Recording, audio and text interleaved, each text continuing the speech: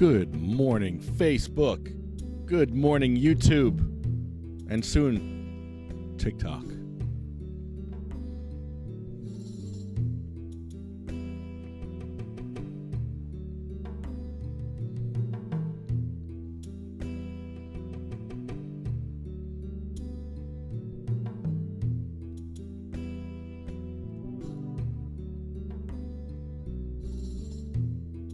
What's wrong with my hair?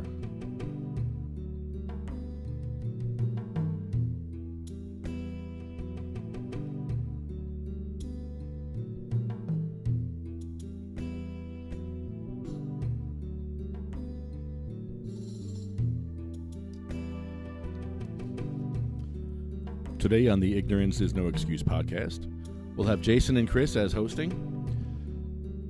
We're going to speak to Adelia Wisdom from Missouri, who recently got arrested and is facing 11 years for cannabis. Disgusting. Hugh Giordano from the UFCW, our buddy, is going to call in. Rob from Smoking Monkey. And Lance Scott for your educational needs. This is going to be a good one today. I'm just getting started. I'm starting at 11. Whoever comes. I'm going to get medicated right now. I'd like you to join me in some medication. So smoke them if you got them. I am in such pain today. My back is out. It's been out. My back has been out since I lifted that ramp from the police station. I was spiritually, emotionally, and physically hurt removing that ramp from the South Amboy police station because they were going to just put it away, deep six it, you'll never see it again. I'd rather use it for somebody that really needs it. So lifting that ramp is very heavy. I don't lift ramps that heavy. The ramp that I have is like a 5-foot ramp, and that I use to get in and out of my truck with my wheelchair. But this was a 10-foot ramp, very heavy, and lifting that by myself, I screwed myself up that night. I haven't been the same since. And I already have issues. That just hurt my muscles. My nerves and my back and my spine are screwed up. That just added the muscle pain to it because I strained my muscles. I've literally sprained my back getting out of bed. That's how bad it is when you got back problems. You could sprain your back just getting out of bed. So I've experienced that. I know.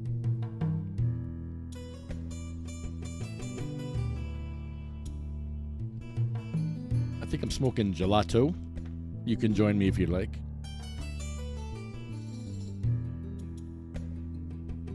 I put on my TENS unit. So I'm like electrocuting myself right now. Bo bo bo bo bo.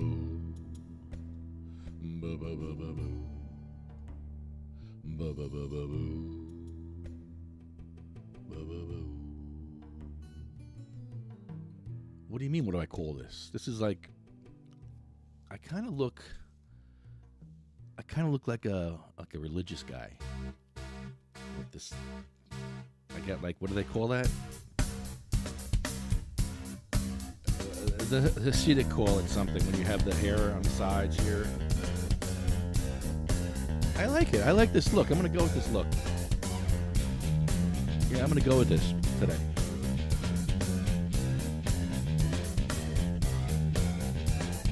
Bring in the boss one. I'm going to get mine. Go do the crime if you can't do the time. Don't tell me how you're off and down. When you smile at my face and you fit like a clown. Ooh.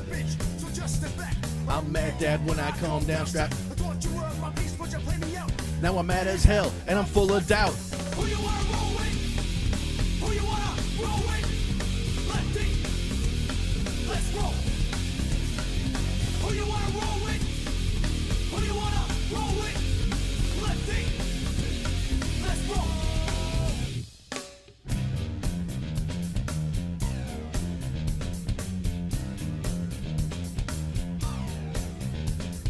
Back on the scene, it's time to get mean. I'm a lean revolution machine. For what people stay, they sway. For today is good as any day. Y'all feel slightly this, let's resist. Raise your fist and pump like this. Promises, promises over the top. Don't cross the line, and you know it's right. Who you wanna roll with? Who you wanna roll with? Lefty. Let's roll.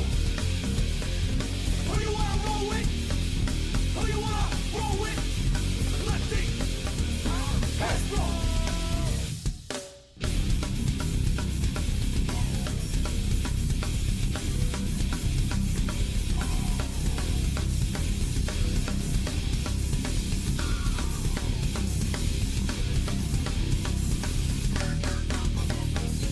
Who you wanna roll with?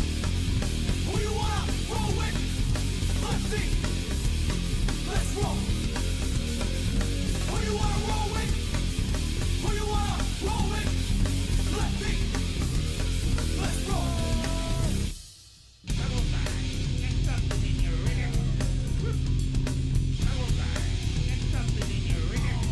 Woo. Woo. Oh, I better go open the door. Be right back.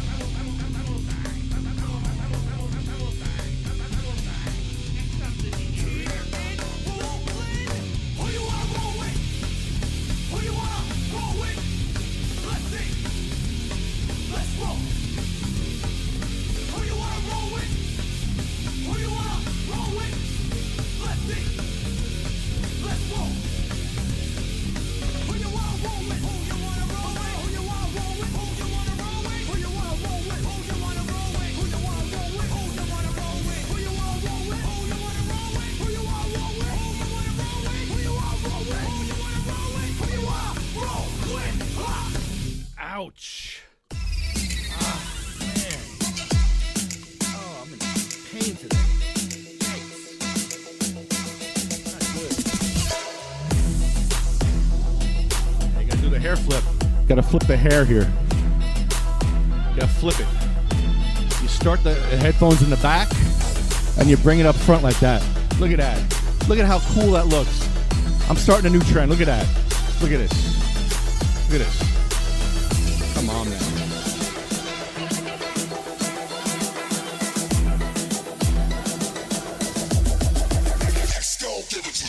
Yeah. I'm starting a new trend for the hair.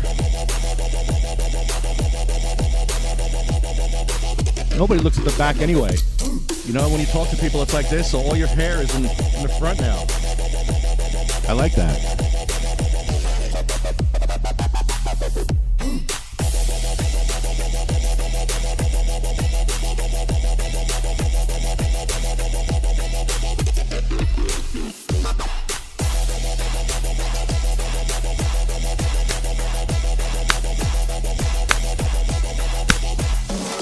Hey, hey, ho, ho, your wheelchair access really blows. Hey, hey, ho, ho, that ugly step has got to go. Hey, hey, ho, ho, your ugly step has got to go. It's got to go, it's got to go, it's got to go, it's got to go. Hey, hey, ho, ho, that ugly step has got to go. Hey, hey, ho, ho, your wheelchair access really blows. Hey, hey, ho, ho. Get some wheelchair access, U-Haul. Mrs. Fields. Una Tasse. Police stations. Pharmacies. Dentist office.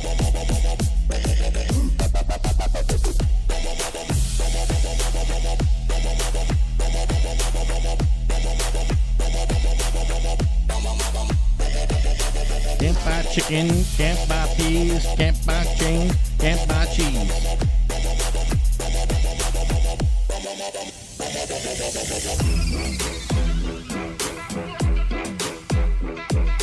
Can't buy beans, can't buy potatoes, can't buy greens, can't buy tomatoes.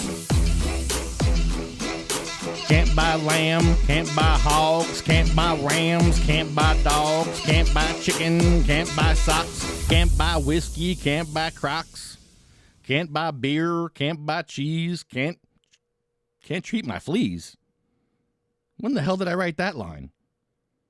Can't buy Swishers, can't buy sweets, can't buy chips or my energy drink. Can't buy sneakers, can't buy mayo, can't get guitar strings, can't get yayo. Yayo? What the fucking... A yayo reference, really? Uh-oh. Oh, this is not going to work. Now I can't see. Oh, this is not going to... Oh. Does this look cool? No, this is not cool. This would look cool if I could see.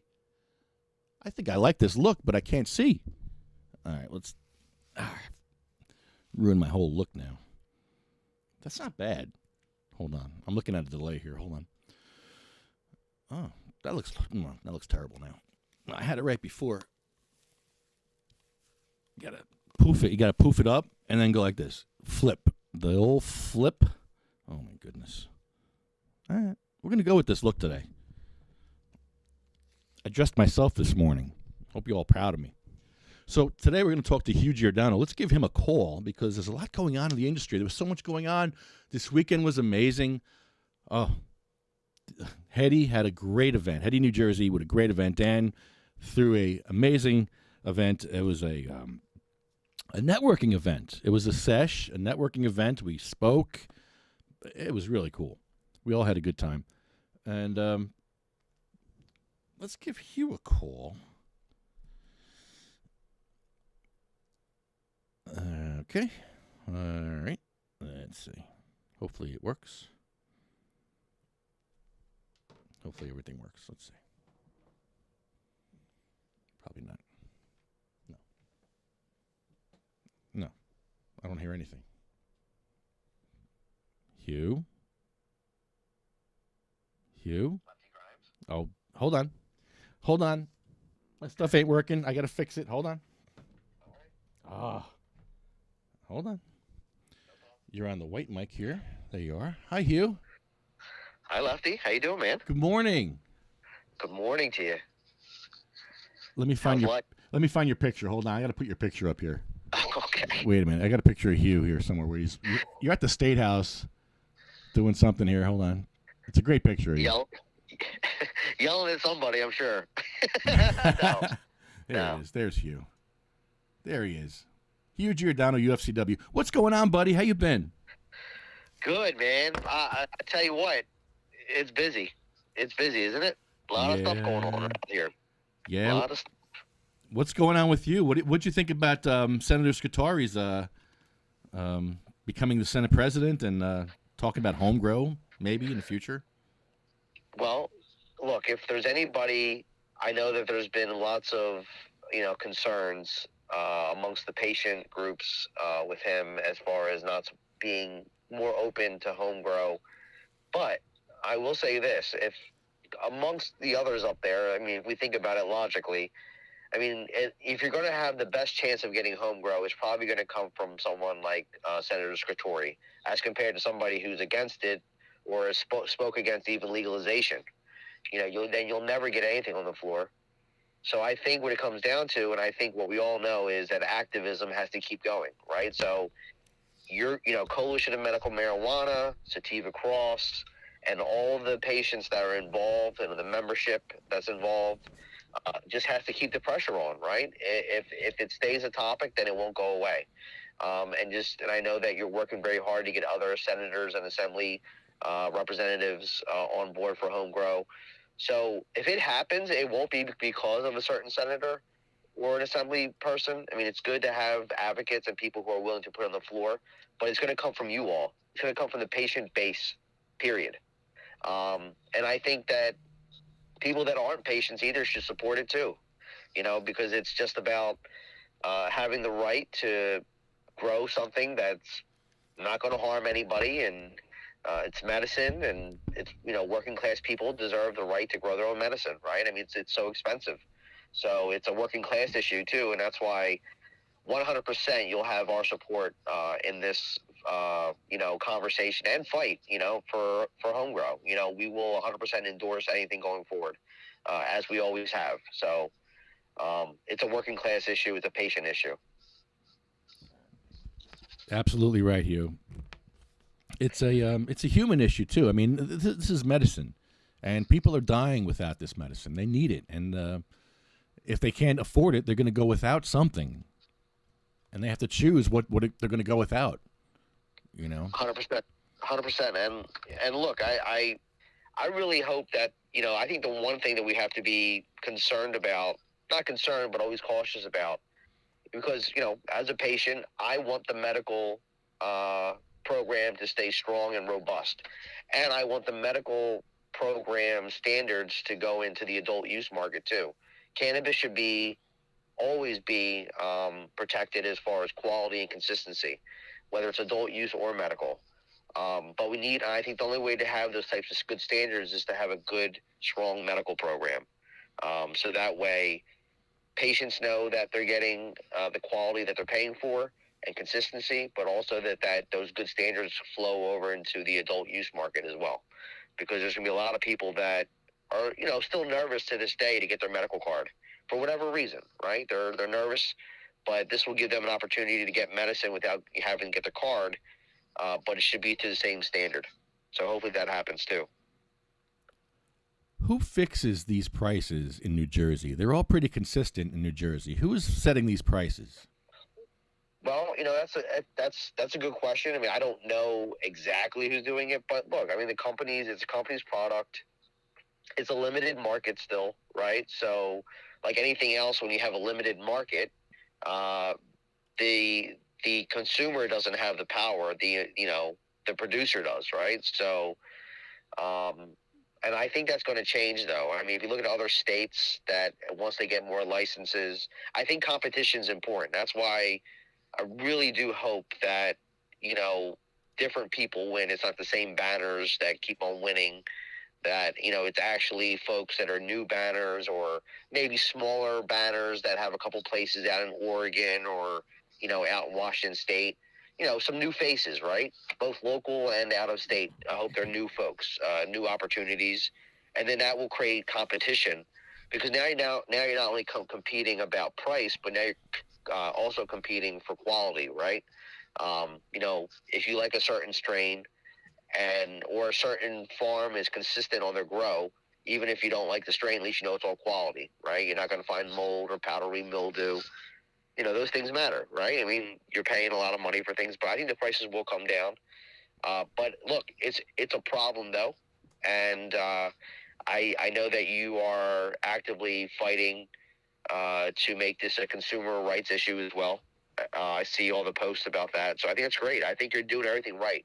Just because it's happening and just because it's allowed doesn't mean it's right. So I think it's great that you're speaking up against it. I totally agree. It's working people can't afford $500 for an ounce. It's just not a reality. No, a lot of New Jersey patients are going up to Maine to get their cannabis, and it's cheaper. Yeah, I saw, I think it was Mike Crawford posted something out of Massachusetts about that, about why is Maine cannabis so great? And it talked about the prices, it talked about the quality, that they're really doing a good job up there. So, I mean, look, I think you're going to be seeing more, though. Like, I think Vermont is going to be the same type of market. I think you're going to see, like, the same type of, like, a Maine market. So you're going to have, like, from those states, you're going to have more of a, micro level, type of grow, and you're going to have craft growers. So I think you're going to have more of, like, a mom and pop shops in Vermont and Maine. So if that happens, then it will make competition for the big guys too. Because people, I mean, look, you're always going to have people that like the Bud Light and Miller Lite of cannabis, right? I mean, that's why those types of things are around. But then you're also going to have people that are willing to pay top dollar for handcrafted, hand-trimmed cannabis, right? Things that are done correctly from, the whole process. So there'll be a market for everybody. It just has to be done right, and I think, look, we still have to protect the medical market. I don't think that we can get lax on that. So I think just keep doing that. Excuse me, Hugh. Our co-hosts are here. Hey, Jason. Hello. There you go. Hello. What's up, my man? Is Chris with you? Yeah, he's coming up. Cool. All right, right on. Hugh, there's Hi, Jason. How you doing? he can't hear you yet. Doing quite well. Oh, there you go. I can hear. There you go. Cool. Hugh You and got, Chris, you got Chris coming too? yeah, Chris will be here. Oh, awesome. That's great. Bunch of patients getting together every Thursday, man. That's what we do. This is a patient-oriented group. We're not really for the recreational, commercial, unless it helps patients. I'm for it, but I think we got left in the dust, Hugh. I think we got stepped over, like Fredo said. We got stepped over. Yeah, that's true. No, I'll tell you what. I do think that Jeff Brown does care about the medical side of it. I think, because he comes from a healthcare world, so maybe I think he's more of an ally than people realize, because he takes it very serious on the medical level, and he always brings it up at every CRC meeting. So it's on his mind. So I would say, definitely. I know a lot of people don't have faith in government, and I don't blame people, right? Like it's not a bad feeling. They don't always come through when they need to. But I think that if you continue to have those conversations, you have the Coalition of Medical Marijuana set up meetings. You have, Sativa Cross. You guys should do it together, honestly, at all times. Just set up a meeting with the CRC and make sure that you're letting them know, on record that, medical has to be protected, that prices have to come down, that quality and consistency need to happen. We don't deserve mold and mildew, right? So, all those things, you just have to keep doing it, man. I mean, you have to use everything that you're doing, just continue to do.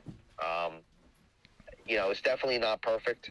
I don't disagree with you on that, but it won't get better unless you guys fight back. Well, here's what I was asking before about who sets the prices in New Jersey. I guess the Trade Commission will set those prices. The problem is Pennsylvania has price protection. New Jersey doesn't have that, so they can basically gouge us, charge us like a certain company can grow weed in Maine and charge 3 times less than they grow the same weed in New Jersey. Same company. Now, if that was aspirin, it would be price gouging, but it's because it's medical cannabis. I guess it's under a different class. And, again, patients are left in the dust while everybody's looking at the dollar signs. Again.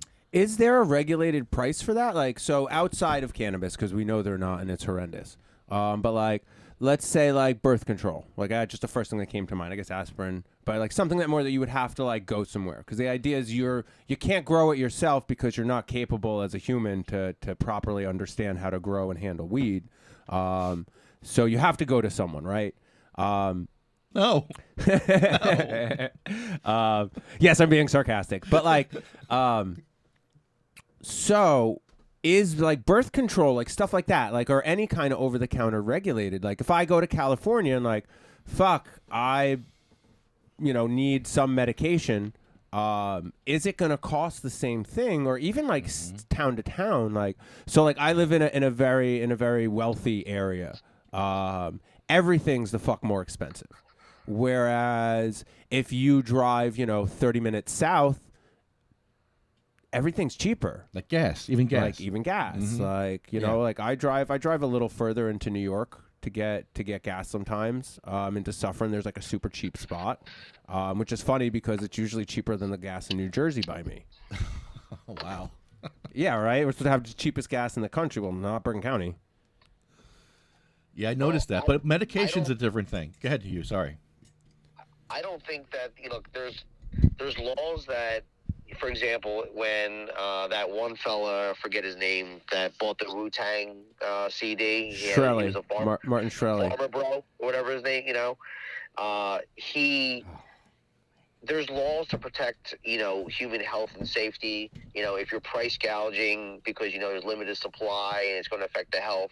But he didn't get arrested for price gouging. Like, he got fucked up for security frauds. He did a bunch of shit, man.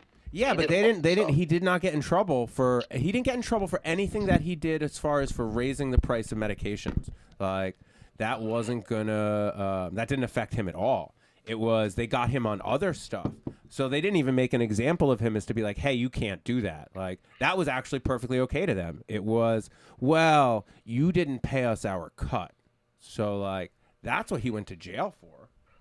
Well, I know it's also with the masks. There were issues with the masks where there were folks being caught hoarding masks and then selling it at exorbitant prices. I know the government came down on them too. They went on, and when people do that for gas, when there's a gas shortage, same thing. They will do that. So I don't know I mean, as far as I know, I don't think there's any law saying that the Rite Aid in Camden County can charge $2 less than, Sussex County for Tylenol. I don't think that's a problem. I think it's when they all conspire together, like monopoly type of mindset things. But again, that's all federal law, man. I don't even know how deep the state goes in.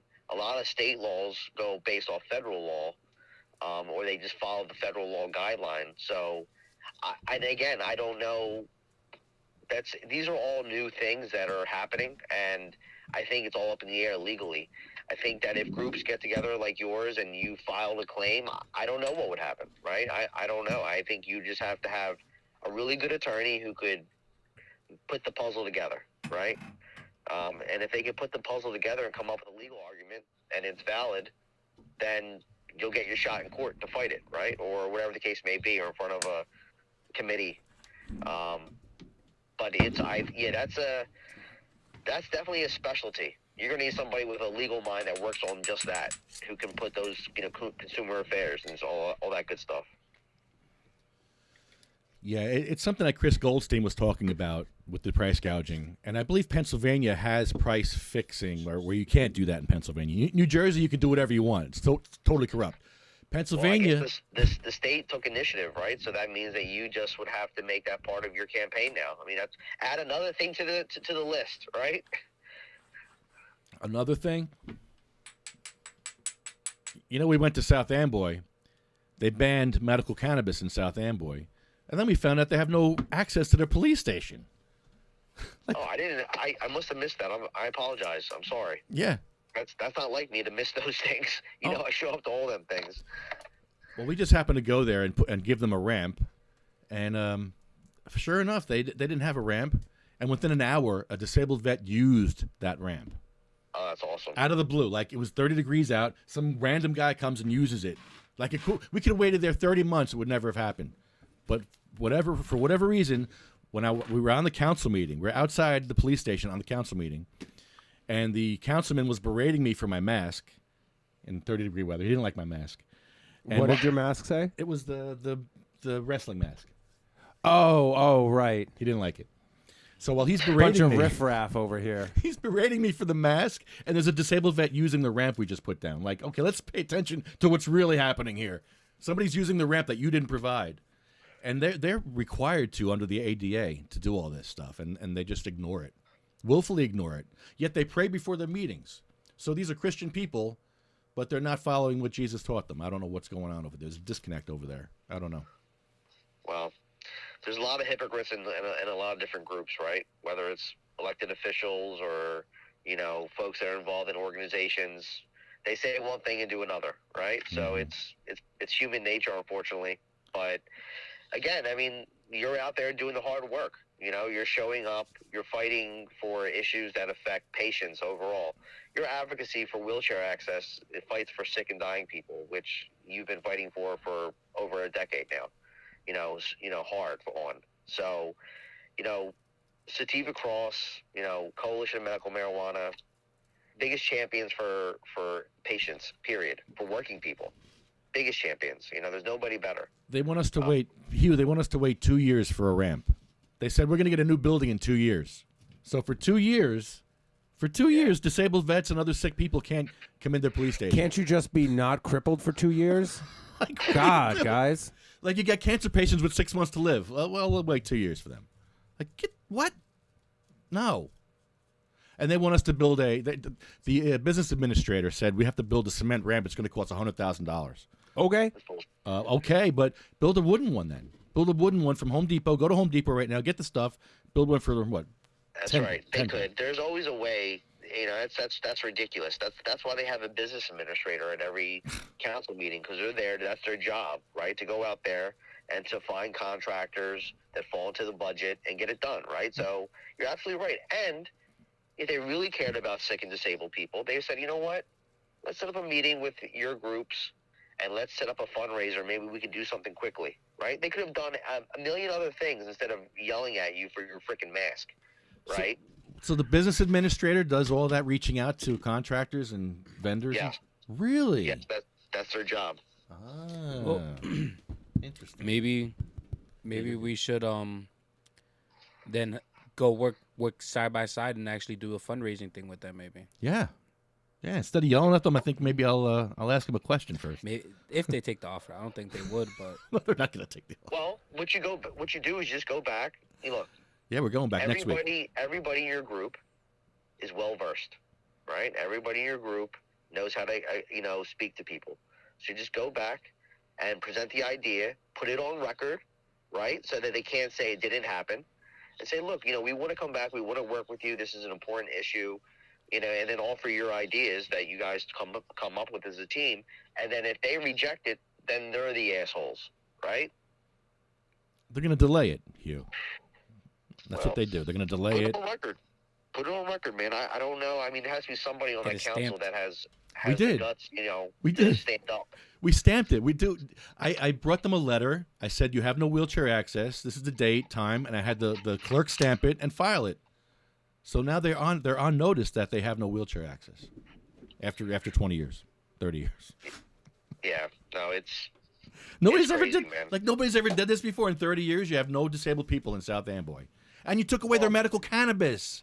Spend a day in a wheelchair and tell me how easy it is to get medical cannabis in South Amboy. Really? Come on. I think it's even maybe even bigger than this, right? You think about it, it's a public building, right? It's a government building. Right. And that's part of democracy. Being able to go in to that building and have a conversation with an official is democracy, right? Access, right? Just like how you fought all those council meetings saying, don't get rid of Zoom. Don't get rid of Zoom. And they got rid of You know, Zoom. People in right. wheelchairs need to be arrested too. Oh wait. Who am I fighting for? Wait, this is not a good fight, really. I'm fighting to get wheelchair people arrested. No, I'm sorry. No. People in wheelchairs need to get into police stations for other reasons, to file complaints, for whatever. And I'm not trying to get wheelchair people arrested. Sorry, I'm really not. I mean, sometimes people in a wheelchair need the police. It's just that simple. That's right. Like, Well, people should just have access, period, right? They might want to go in and just get a piece of paper about some information. They should have the right to do so. I think that, and I think it's a noble fight. I mean, I think especially for government buildings, period. I mean, that there shouldn't be any question about a government building not having a wheelchair ramp or having handicap accessible access one way or another. So I think that it's a great fight. I think it's a noble fight. And I think you just extend the olive branch out to them. Again, be positive when you go back. You know how to do it. You guys have been doing it for years. Gotta be nice. If they reject it, it's on them, man. I mean, all you can do is, and what I would do is, I mean, I guess you can even talk to the business administrator and you see how much it would really cost, theoretically, and, or ask it for a list of their contractors that they use, and just go talk to the contractors directly. The contractor might want to donate some of their time. Right. Because they want to be shown as a good Yes. person too, right? So you could reach out to say, hey, look, we'll work with one of your contractors. Maybe they'll donate some funds towards it. Who knows? I don't know. I mean, I keep on It's always saying, a like, way. people want to, people want to help. They just don't necessarily put the energy into thinking of how to help. But when you put it in their lap, I'm really surprised sometimes how much people are like, oh, well, you do what? Okay, yeah, here, take my money. Like when we had the soup thing for Thanksgiving. Like, I just had a bunch of squash and a bunch of soup stuff and was making nice organic soup to give out. And this woman behind me in line was like, hey, you making soup? And I'm like, yeah, we're doing a nonprofit thing. We hand out the soup for free in front of the State House. And she's like, oh, dude, I always say I want to help, but I never get off my ass and actually do it. Can I just pay for your groceries? Well, yeah, of course. Sure, thank you. Like, that was, I was going to pay for it so that, because at the time we really didn't have anything in our coffers. No. That at that time for Thanksgiving. We were kind of, We didn't have that. We just got robbed by PayPal. Yeah, we just got robbed by PayPal. So I was like, look, I'll just front the I was money. going to ask you about that, and I'm sorry to cut you off. Did you guys ever fix that PayPal issue? We're waiting for February because February is the 6 months. 6 months. So they gotta make their money. Yeah. I love that they have to give us interest too. So when they give us our money back, it's like, well, we invested the money, so we have to get legally we have to give you part of that interest. Do they? Yeah, legally. No, they're a processor. They're not a bank. Right, but they it's said on the thing that we get interest. It does. Yeah, it Okay, did. Okay. So right, the good. same thing with the government. Like they fucked up my taxes, and then we're like, hey, we owe you another $2,000 back, and then gave me interest on what they made on my money. It's like, thanks, fuck you. What'd they make? A lot? I don't know. I got $100-something over like it was a year. So they overcharged me $2,600 because of the unemployment thing and Corona. So my wife had been collecting the unemployment and had to pay full taxes on it. And it's like, well, okay, but that money's coming out of our pocket then. So we had a $6,000 tax bill 2 years ago, which really sucked. And then they gave us $4,000 back over the course of 2 years. It's like, fuck. Wow. Well, I hope that you do get your PayPal money back because We I know will. that people We have will. donated there. I mean, I know I was Oh my donating God. 24/7. I So how know. do you get donations now? They took How do money. you- They took money away from wheelchair ramps and from sick and dying people. That's what they did. Exactly. I don't understand what they're. When I first heard that, but I thought you guys had got that resolved. I can't believe that's still outstanding. Well, no, so what they said is that nothing can be done for 6 months. We will take 6 months to decide on the matter. It says that. Yeah. Don't bother. 6 months we'll talk. What? What kind of system is that? You have $3,000 of our money? Just sit on your thumb and spin for 6 months. What? Do you have anybody is there anybody helping you in that? I know that you guys have lots of attorney friends that are good social advocates.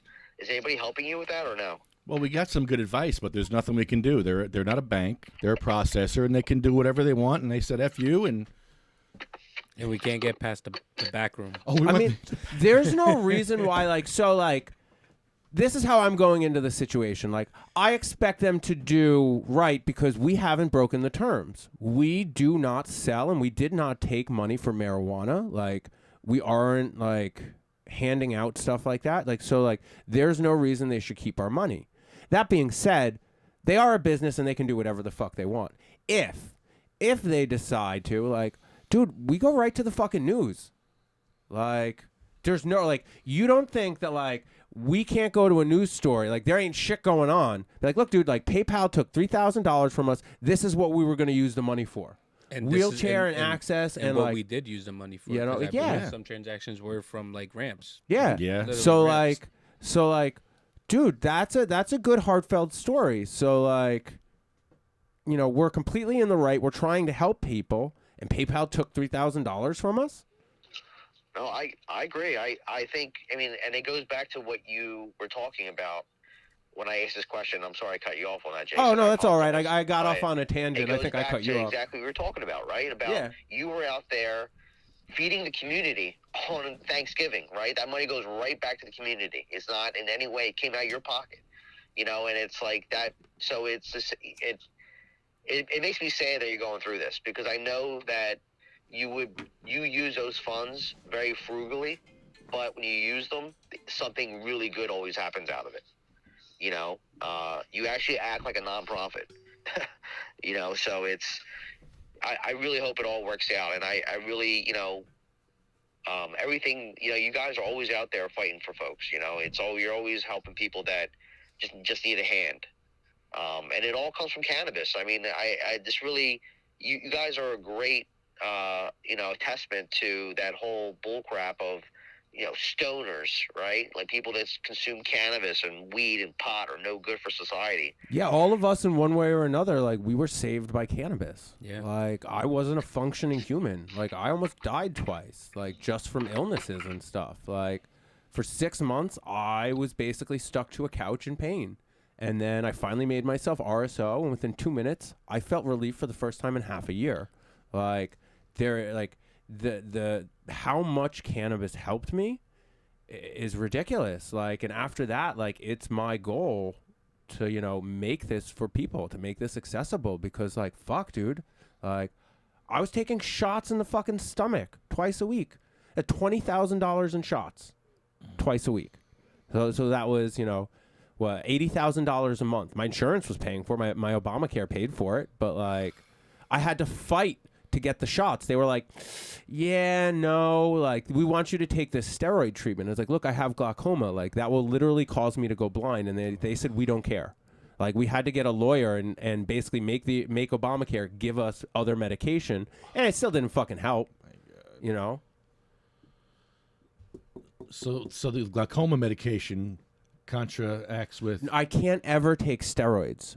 What happens with steroids? It increases the pressure in your eyes, and what happens with me is my tears, like my eye saliva, doesn't dissipate quick enough. So that, in conjunction with malformed eyes, causes a pressure buildup, and once the pressure builds up, nothing can escape. So then it just gets worse and worse and worse and worse until I go blind. So I had like laser iridotomy surgery where they take a laser and put 2 extra holes in your eye. And with my problem, that should be all right. Like, that should give me like 40, 50 years of relief. Wow. But like, I still can't drive at night anymore. Like, lights fuck me up. Last night at the comedy show, I was telling Chris, I had to wear glasses because it's dark room with lights on stage. So like, it would instantly started fucking me up. And all the comics kept being like, yo, is that guy dead? Start heckling you. Oh, no. At least you got to be part of the show. Oh, yeah. Look at the bright side. Oh, jeez. Hey, Lefty, do we have a live link that you can give me? I got somebody asking if they can watch in live. Oh, yeah. YouTube or Facebook. Is it live on YouTube? Yeah. Yeah, then give me the YouTube one. I'd love to send it over. It's a couple of the guys that I met last night. All right. Hold on. So, Chris, how you doing, man? It's been a while.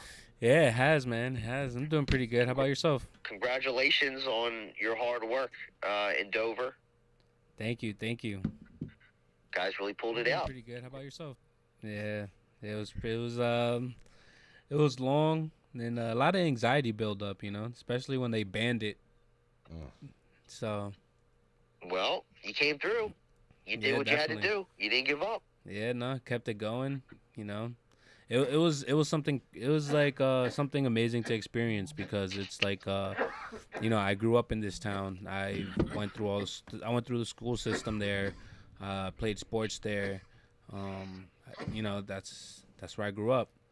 So being able to interact with all ages of people and from different walks of life, and like in my own community, go into a town meeting and have everyone wearing your shirt. It's kind of like, you know, it's cool. something big. It's amazing. That was cool. And having the support is just, you know, it was amazing. It was just great, you know, because not a lot of people thought it was gonna happen the way it happened. Myself and Christian never thought it was gonna get that way. No. No, definitely not. Really? It wasn't even supposed to happen. You know, it was just like, all right, man, you ready to do the cleanup? I'm like, yeah. And I was like, I just had an ounce just chilling, just there. And I was like, fuck it. I'll give it away. Whoever wants to pull up and, you know, clean up with us and, you know, whatever, just start rolling joints on the side of the road and, you know, honk for free weed. And then Free weed? Yeah, free weed when they interacted. That was the best. I remember that post. You got, like, dude, there was so much traction off of that. That was so awesome. Yeah, and like, you know, it was just like, that's what got it going. It was just that little simple gesture of like, you know what? Fuck it. Like, I'm sending it, and we're gonna see where it goes. And then they just picked up, and we were just amazed how like feedback. Like, there was a Vietnam veteran, and he was like, "Really, you guys are giving me some weed?" Like, he was happy. He thanked us, and there was so many other people. I remember specifically this one guy pulled up, and he already had a Ziploc bag in the center console. He just popped it wide open. It was great, you know. It was just awesome. That's and we were awesome. cleaning up the community, and I think that's like, That's right. And that's the best way to do it. You know, you're putting yourself out there, and you know, just seeing where it goes, and actually doing the interaction with people, and that's the main thing, interacting, and letting them know that, you know, we're here, and if like we're here, like we're going to help you, and like it was just amazing. You gonna do it again this year? Again, you showed that, you know, people that consume cannabis are not what you've been told for the past 60 years, right? That, you know, we are active parts of the community. We're humans. So, like, we care about the same things you care about. You know, if you like to go get a drink and have a dinner, well, we want to have a smoke and have a dinner, and be in a clean, safe environment, just like everybody else does. I mean, I don't, you know, so you're really, that hard work is what made it happen. And, you know, again, great job, man. You did it. You really did. All those meetings you went to, the Zoom meetings you did at Dover. Flip them. Flip them, and they were trying to get sneaky too on us, trying to Yeah. do some meetings on Saturdays or right after the cleanup we didn't know about, but you know, I established a good relationship with a lot of aldermen, so like, you know, that's awesome, and that's a big step in communication and stuff. You know, something that's great. It's awesome. I think it's amazing. Like, I never thought I was gonna do it, and I'm still kind of in shock of where I'm at, you know. And then I had Assemblywoman Dunn reach out to me, and like, you know, in support. So A Republican. Like, yes. So like it's just crazy. It's just like it's good. What did she say to you? She was just like, I guess she likes the like what I like Jim sent over some a form, remember? And I sent it out to her in September, and I think I sent a follow-up. And then she realized that she never got back, so she got back, like, you know, personally, and to tell me, like, you know, she's in support. And in that letter, it was accessibility and home grow. Nice. That's great. Let the that's patients great. grow. Yes. You just got to keep that pressure on there. I mean, you can take this success and spread it everywhere. I mean, I think that's what you do. You just gotta. I think it would be great. You know, I think that's the best way. Like, not only in it worked in my community, but I think this is like a blueprint to go to the other communities and reach out in that way. You know, like, look, we'll clean up the community, no problem. We have to connect with with people that are on the board, or you know, with the aldermans or whatever how their town works, the municipal buildings. To see where they can pick up the garbage, because it's going to be a lot of garbage. So like you have to have that communication with them. So I think that's a good blueprint, and like if it works for Dover, it can work, I think, pretty much. Did you anywhere. tell them you were going to be handing out free weed for people to help? No, that wasn't even going to happen that morning. Oh, that That's was what I'm saying. oh, okay, that was just like I just you know had an what? ounce. I just had an ounce, and I was like, "Yo, dude, like, you down?" Me and him been talking about it for a while, and I was like, "You know what? Because it's something that was like, all right, like if I do it, are you gonna follow up? You know what I'm saying? So like, You it got was my something back. we both knew, and we were just like, you know, whatever. Like, so it just happened. We did it, and then the cops came actually that time, and the cops really. Like what they do, like they just stepped out and then just like, what's going on? You guys are selling weed here? We're like, no, we're just giving out weed for clean, like, you know, if you pick up some garbage for us. And he was like, all right. He went back into his truck and then like waited there for like 10 minutes and just left. Yeah. That's awesome. See, that's awesome. See, like see how cool that is? That's a great story, man. That's like, Yeah. I wish I would have been there that day, man. Because I remember the pictures, man. I remember because I had union reps that were sharing that. Because I remember, I think it was you in the street, right? You were in the street giving it out, right? You had the We had a table. I was rolling up at the table. Yeah. And no, that was it's smart thinking, right? It's not causing major chaos. It was legal, right? You're gifting cannabis. Yeah. So you followed the law. You did it in a cool way, and it worked out. You can use the law to win. I mean, everybody thinks that, yes, the laws are never perfect, and that's why we live in a, representative democracy to change those things. But, if you can, there's always a way to make the law work for you. You just gotta, and you guys do it. You do. you did a good job. I mean, that's freaking awesome.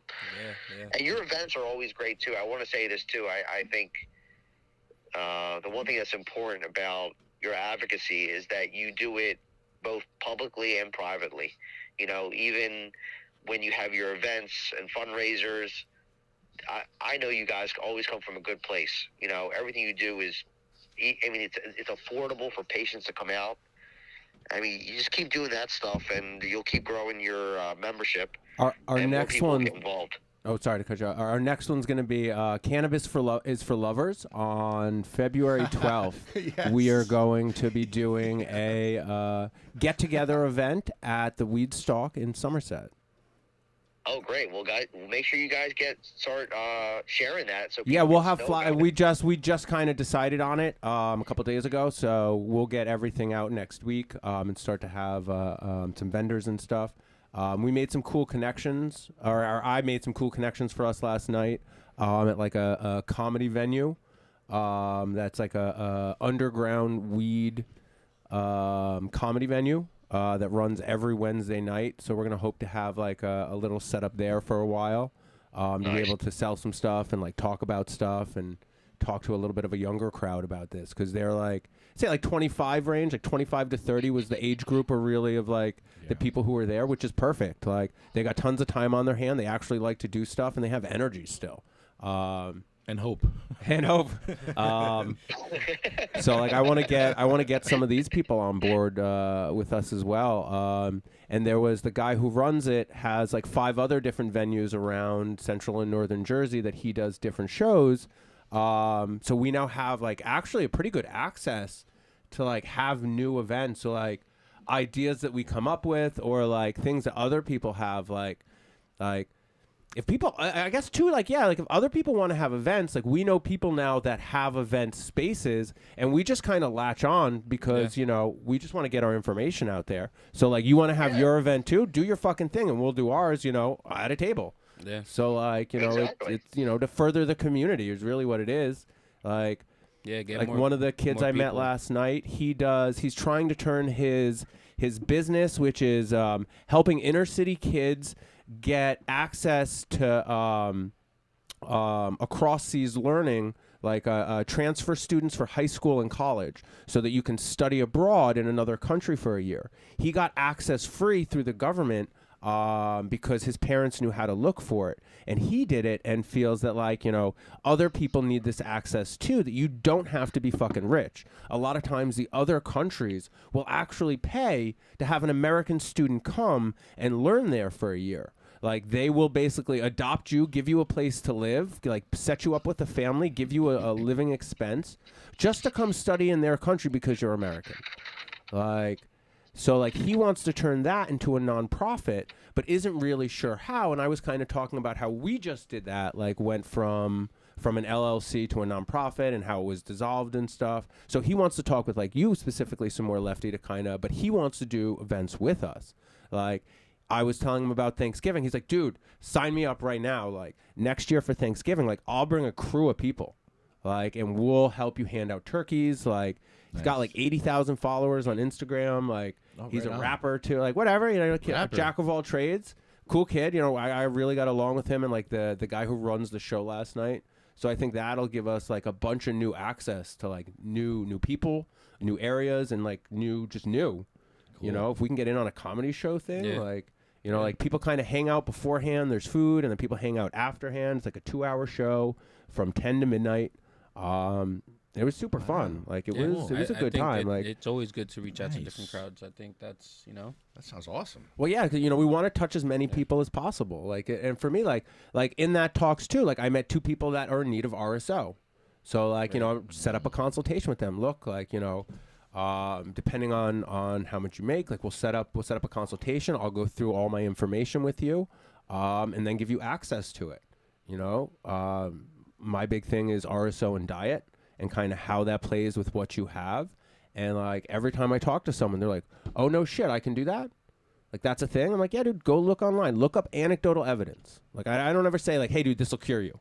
It's like, dude, like look what other people are saying online about what you have.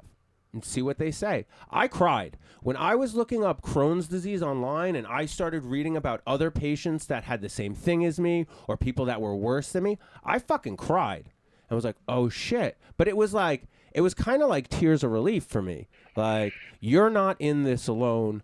Other people have gone through this too. There is light at the end of the tunnel. And like when I first started taking it, 2 minutes. 2 minutes. It was 6 months of hell. And in 2 minutes after making RSO for the first time, putting some in my mouth, I felt normal. Like, I can't do it. Not only that, like we talked about it last time, my mom went for her second recheck, completely disappeared. No signs of cancer. 4 months in. So my mom was diagnosed with lymphoma. The day she told me, which was 2 days after she found out, I put her on an RSO diet, an alkaline diet. She has stuck really good with that for 3.5 months now. The cancer is non-existent. Like she has no signs of it. They can't detect anything. So like, you know, that just bolstered my faith in this even more so. Like, you know. Here's keep the up issue. the advocacy, on this stuff. I mean, this is why the medical program is so important, and that's why your group is so important, and the work you do on the local and state level is going to have an impact eventually on the federal level.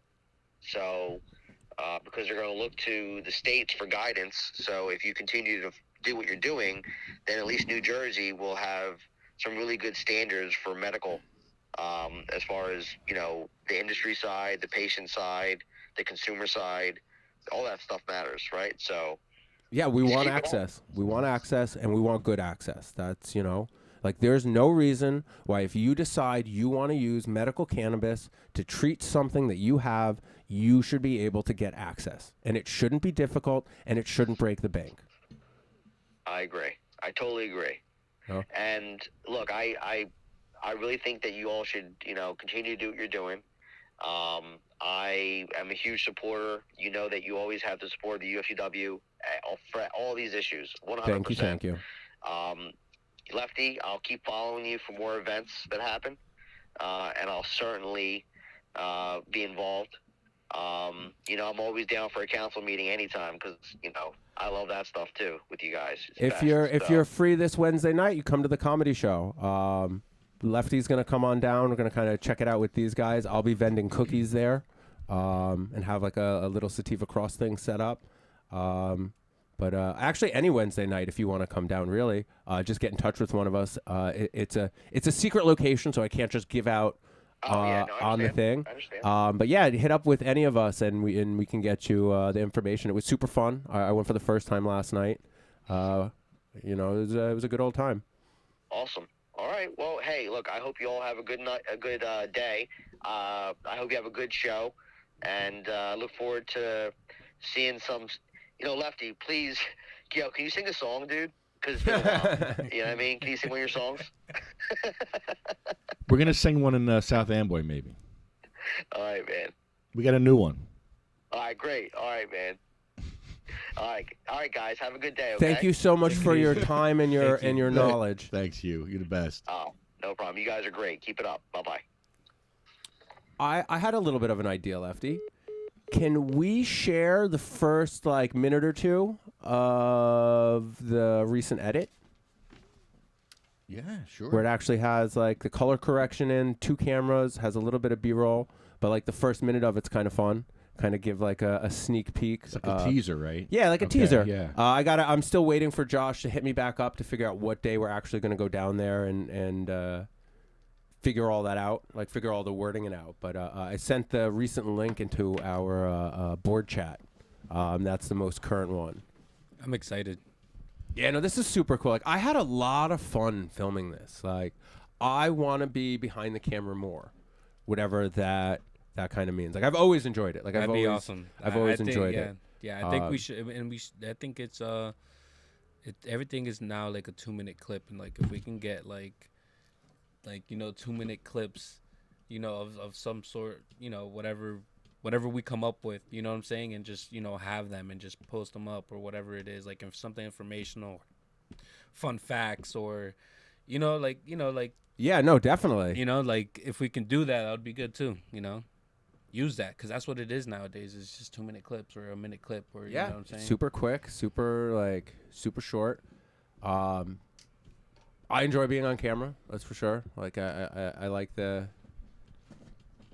No the pressure. energy from it. Yeah. You know. By the end of the day, though, like I was going a little stupid over the lines. Like so, like I was not gonna smoke while we filmed it, and then fuck it, like smoke like 4 joints on the way down there, and it's just like, you know what, dude, like I might forget some stuff, but whatever, you know, we'll figure it out. But by the end of it, like, so You're very natural in front of the camera. Thank It's you. good. Yeah, it is. Yeah, you are. So like at that beginning part that we filmed last, we really should have filmed that first. Like I had it down in the morning, but like 9 hours later when we went to go film Filled that you up with opening, all that information. yeah, it was just like dogs nuts. Fuck no, what? It was fun. It was fun to be there and like, you know, help out, because dude, it was awesome.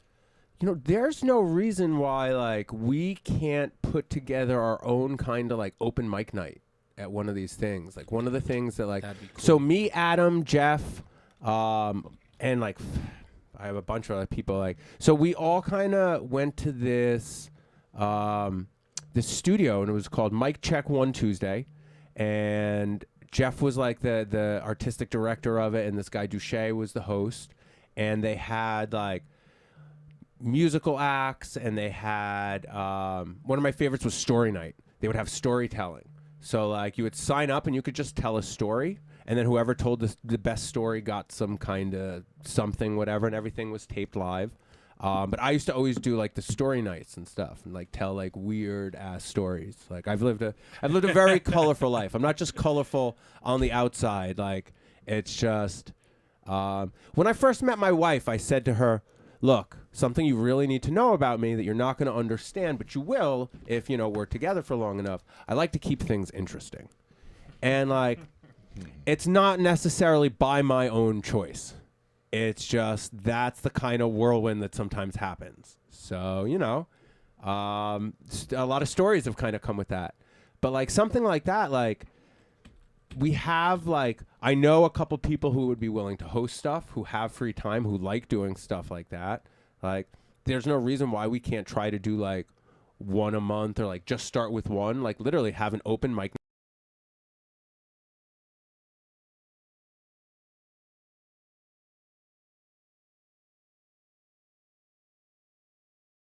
Several people that I knew from the BCNN studio, the Mic Check One Tuesdays, that were also starting to frequent this event. So like it's kind of cool to see a bunch of these faces again, and like this is a crowd that like they'll kind of follow around stuff to do. Like it's like underground show community. And it's like a big artist community and weed community. Sounds like a good time to me. I'm setting up the green screen behind you live. Oh.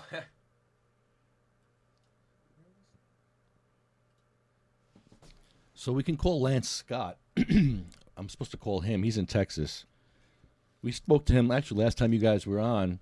Lance Scott was on. Very interesting. person. I signed up with him to do that documentary as the New Jersey person. Nice. Because I have a lot of stuff to say, considering I've been a medical cannabis patient in 3 different states. Ah, yes. Which states? California, Oregon, and New Jersey.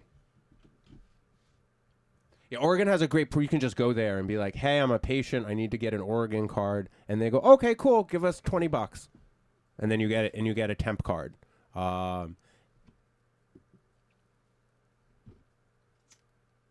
we go. There's the pot field. All right. I have to put you guys in the pot field somehow. Let's see. Lefty. I love that I'm doing this live. I didn't set this up yet. Oh, so yeah, you can see what I'm doing here. I'm just messing around. Try to get you guys on green screen. Because normally we look like this. This is us normally, and it doesn't look that great. It's all washed out. Oh, I picked up black runts last night and I forgot to bring some. That's sad.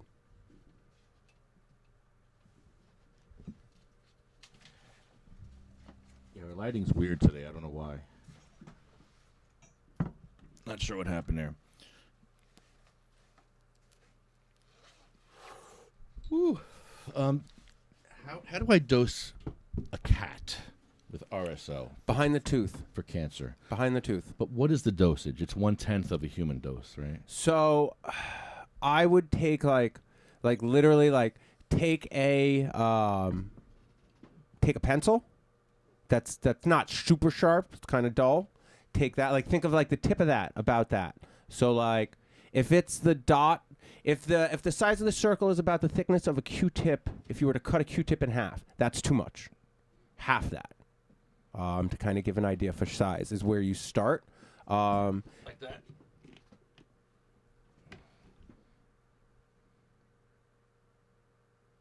Half that.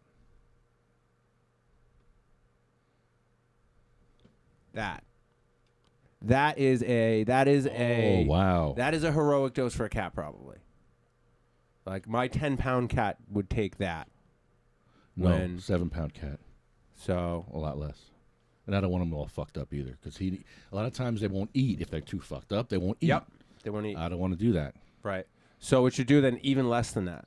Yeah. Like Gotcha. just a little bit. What I would do too is like do it after they're doing something. So like after they eat or like at Right. night. I mean cats are diurnal, so you kind of, you're fucked if you do it in the morning or the night anyway. Right. But at least if you're doing it to one of them, then like, you kind of keep it consistent.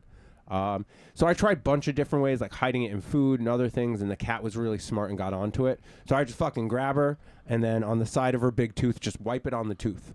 And then there's nothing they can fucking do about it. She's going to try to get it off by licking it, and it's just going to, mess her up. That's a teeny little bit there. Yeah, you can see that. Okay. All right. That's good to know, because it's going to come a time where I'm going to have to start giving him RSO. I should probably start him on that now because he has a huge mass tumor that's going into his chest cavity. I mean, you could put it in his food as well. Like, with the dry food, like Callie would pick it out. Like, she would leave like one piece, the piece that I fucking dosed. God, Jesus. Smart. They're smart. You can also here you go, Lefty. You can also step her up a little bit with like use like coconut oil extraction to start with. It's a little less potent, and then kind of build up the tolerance a little bit, and then use RSO for it.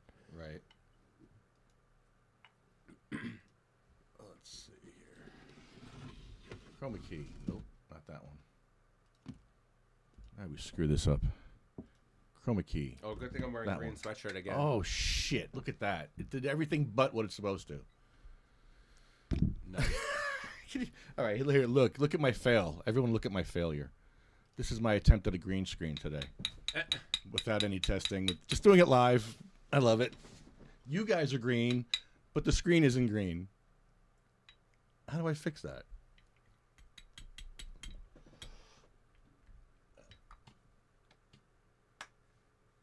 It's kind of cool looking. If you're stoned, that's pretty cool. Oh, wait, there we go. It came back for a second there. That's crazy. It doesn't like that green anymore. It's seeing you guys first, I think. There we go. Maybe a little. Wow, what the hell? This is all about the saturation. See, I'm just going to mess with it now. Oh, jeez. What's this? Yeah, see, this is how. Wow, what the hell? That's crazy. Yeah. While you mess with the green screen a little bit, you want to show a minute or two of the video? Yes. Where is the video? I sent it into our. Here, where would you like me to send it? How do I? Vote here only. It's actually here, vote only now. I changed it. I don't know if you've noticed. I've changed it like 6 times. I've rearranged the words. The last one. I didn't see that one. Yeah, no. If I have access to stuff like that, I can't help myself. It was like turkey sausage for one day. Oh no, I didn't see that. I mean, maybe like 10 minutes or so. Like I changed it and was like, nah, that's too much too soon. They'll know. I didn't pick up on it. I saw what you changed it once. It was like normal though. It wasn't anything weird. I'm like, all right, whatever. He changed it. And I'm like, oh, hear vote only. That doesn't even make sense. It's so funny. Yep. It just had the same words in different orders for a little. I never even realized. That's funny. I find really subtle stuff like that really funny, and like I'll just do it because it makes me laugh, or like really small things. It doesn't really matter. Like no one gets hurt over it. No one's not gonna be able to find our channel anymore. But I get bored. That's the thing. I get bored. And when I get bored, I start doing stupid stuff, or like I start like messing around. It's definitely never gotten me into trouble ever. No, come on. Maybe once. What happened? Oh, I don't know. I can't place my finger on it, but I'm sure there's tons. What was the worst thing that happened because of your one of your pranks? Uh, And what was your worst prank? Worst prank. I did the saran wrap toilet bowl to someone, and like they got food poisoning. Like, yeah, like I didn't know. Like I wasn't like, oh, dude, he ate something bad. This will be great. Like, did it in the morning, and then like we were out partying, and then like we went to bed, and like he woke up in the morning and just shitting and vomiting. I saw the bathroom after, and it was pretty brutal. There's a lot of splatter. Oh, wow. You asked. Well, And that was the first thing that came to mind. an upper decker is a lot nicer. You know what upper decker? Yeah, I know what upper That's a decker good is. one. You know what, dude? When I installed my bidet recently, you had to remove all the water out of the top because like I had to unplug all the hoses and stuff. Right. It was actually kind of a pain in the ass. I'd be pretty pissed off if somebody upper decked me. Like, I basically left the last 2 inches and was like, fuck it. Like, I'll just collect it in a cup because like I was tired of scooping it out. Towel. Just throw a towel down there. Yeah, I guess I could have done that too. So I put a cup down there, but like nah, man. If somebody Scooping. upper decked it, Yeah, I've it's never bad. upper decked someone, by the way. Never? No, never. Here, play this video. Oh, did you put it up? It's right there. I sent it. You have it. On the Hear Vote Now? Yeah, I don't see it. it's right there. I sent that. No, that's what I sent. What? That's the podcast. Oh. Where did I send it? Where did you send it? I guess nowhere. Okay, You here, I'll didn't send it again. it. Here you go. I'll have to put the I think camera you know what? I think I sent it at like 7 a.m. this morning, maybe. But either way, I am sending it to the group again right now. Do you have a filter? I have an old filter in there. Oh, okay. No. I haven't used one. I have not used filters. Non-used filter. Here it comes. All right, there you go. All right, let me set the camera up here. Hold on. Hey guys, my name's Jason Cordero, and I'm here today to show you how to make. Oh, shit, now you're in the pot field. Extract, also known as FECO or RSO. You're in the pot. This guy right here. We're going to be making it. You're going to be taking it. While medical science is slow to catch up, anecdotal evidence for the healing effects of cannabis is overwhelming. Many people claim to have treated serious illness, including chronic pain, Crohn's disease, endometriosis, childhood seizure disorders, and cancers. However, this video is for educational purposes only and should not constitute medical advice. Research and testimonials are available online for you to make up your own mind about treatment. I will provide several links after the video for you guys to check out. Now it's time for me to set up. Yeah, that's what I'm talking about. All right, let's go through some of the things that we're gonna need today to make cannabis extract. All right, number one on our list is gonna be this guy, our Air Still, made by Still Spirits. So what this guy's gonna do is make it so that when we run all the alcohol at the end after it's been filtered, we're actually gonna get a return on the alcohol, which is a big step for us because usually you're losing a couple $100 worth of ethanol every time you make this. So this system is gonna make it so that you actually collect about 90% of that back. So that's super cool. Next thing we're gonna need, we're gonna grab our food processor. Food processor, this is simple guy, $100 from any store. You don't need something super fancy, although it kind of helps, not necessary. This we're gonna use to grind down all our buds into usable sizes. All right. Wooden spoon, super helpful, gotta have wood. One of the things we worry about is because we're using ethanol, some of the chemicals or stuff that you use, especially plastics, things can leach out into your medicine, which is the opposite of what you guys want. So that's why we always stick to wood, metal, or glass. Super specific, can't be changed. All right. So next we have filter bags. This guy is a 45 micron filter bag, and this guy is a 160 micron filter bag. Both of these are 5 gallon, and what we'll do for the course of this is we'll take the bags, put them inside each other, and this is how we're gonna use it. So we'll take this guy, set this up on our stand, and then this will get used later on. Next, super large metal bowls.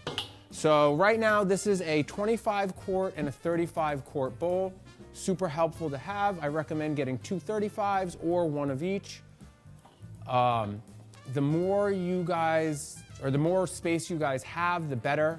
While this is running, it bubbles up a lot. You'll see during the video. So it's nice to have a lot of extra working room. Some extra stuff you're gonna want. Couple cups are nice to have for setting up your syringes at the end.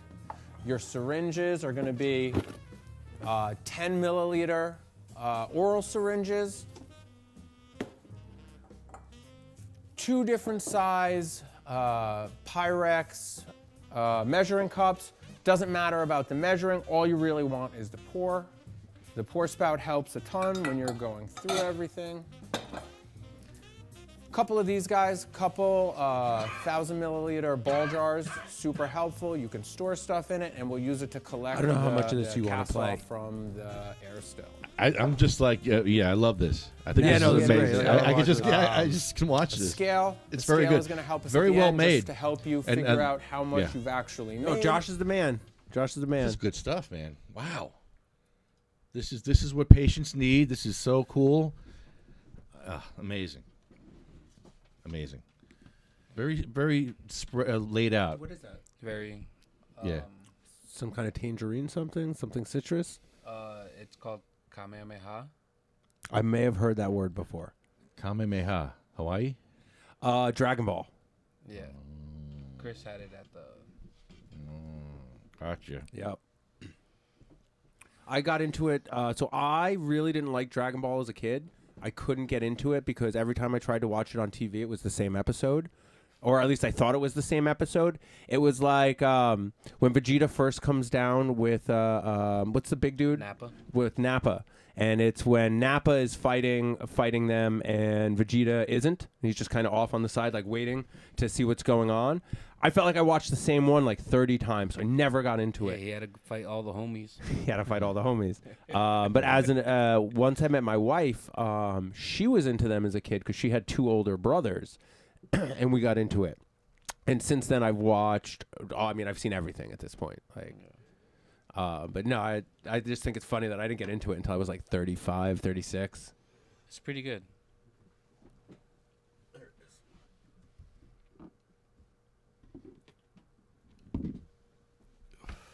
All right, let's give Lance a call. Hopefully my phone works. All right. We'll try it through here. Hold on. I hear it. All right, I hear it. That's good. Sometimes it's not enough. Come on, baby, please. Oh, I think it's working. Hopefully he can hear us. What's up, Lefty? Lance, how are you, buddy? Hey, Lance, what's up again? Hey, man, wow, the audio is really jacked up through the phone. Too Does loud? sound like Hold on. yeah.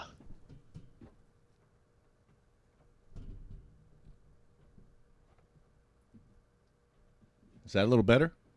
Yeah, it's better. Cool. How's it going, guys? What's up? How you doing, Lance? I am actually hanging out. It's very beautiful here. No blue skies, no clouds. Nice, cool weather. It's not deathly frozen here for a day, so that's kind of nice. Yeah, I saw that you guys got some weather a couple of weeks ago, I guess. Some snow blew through. We got snow last week. It was all right. We got like 6 inches or so, something like that. Yeah. Something like that. We're supposed to get. My wife said we're getting another snowstorm this Sunday that said 20 to 30 centimeters. So that should be fun. I only like it when it snows a lot, like a lot. Like if it's just a little snow and it's cold for no reason, fuck that. That's a waste of my time because I hate the cold. Right. But yeah, like if it's like a foot, more than a foot, or like my favorite is where like for like a week and a half, you have like 3 or 4 storms back to back to back to back. That's my favorite. I understand that kind of fucks up everything like capitalistically, but like whatever. I love that. That's like one of my favorite walks ever. Inside and stuck inside. My dog has like midget legs because she's a part corgi, so she has dwarf legs. So like when the snow's a foot high, she has to jump in and out of the snow, and it's fucking hilarious. It's like my dog. My dog is a golden retriever corgi. Oh my god, I want to hug your dog. I kind of want to hug everyone's dog, but like I got a corgi chihuahua. Evie is a corgi chihuahua, and like I completely fell in love with the breed. Like just I don't know. Like maybe it's just her personality, but also the short legs are just fucking hilarious. Yeah. Like, but like, dude, she hikes. She'll come on like 10-mile hikes with us. Like she got jacked this year.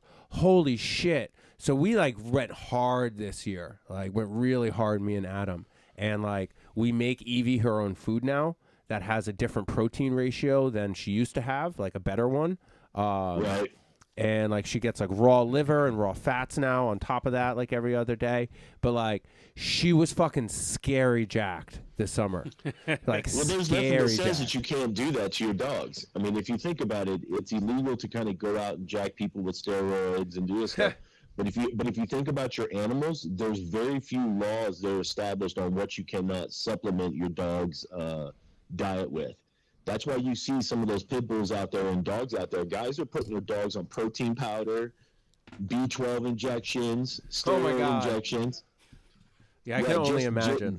Well, it's not. There's nothing that says you can't do it.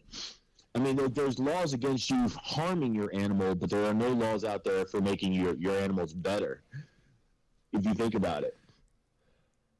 So yeah, I used to raise dogs back in the day. I had American Bulldogs, and my thing was just giving them as much of what they needed, micronutrients and everything as possible, and at a young age, and see what they could grow into. I mean, Shaq grew into who Shaq is because of who his parents were and how they fed him. You know what I'm saying?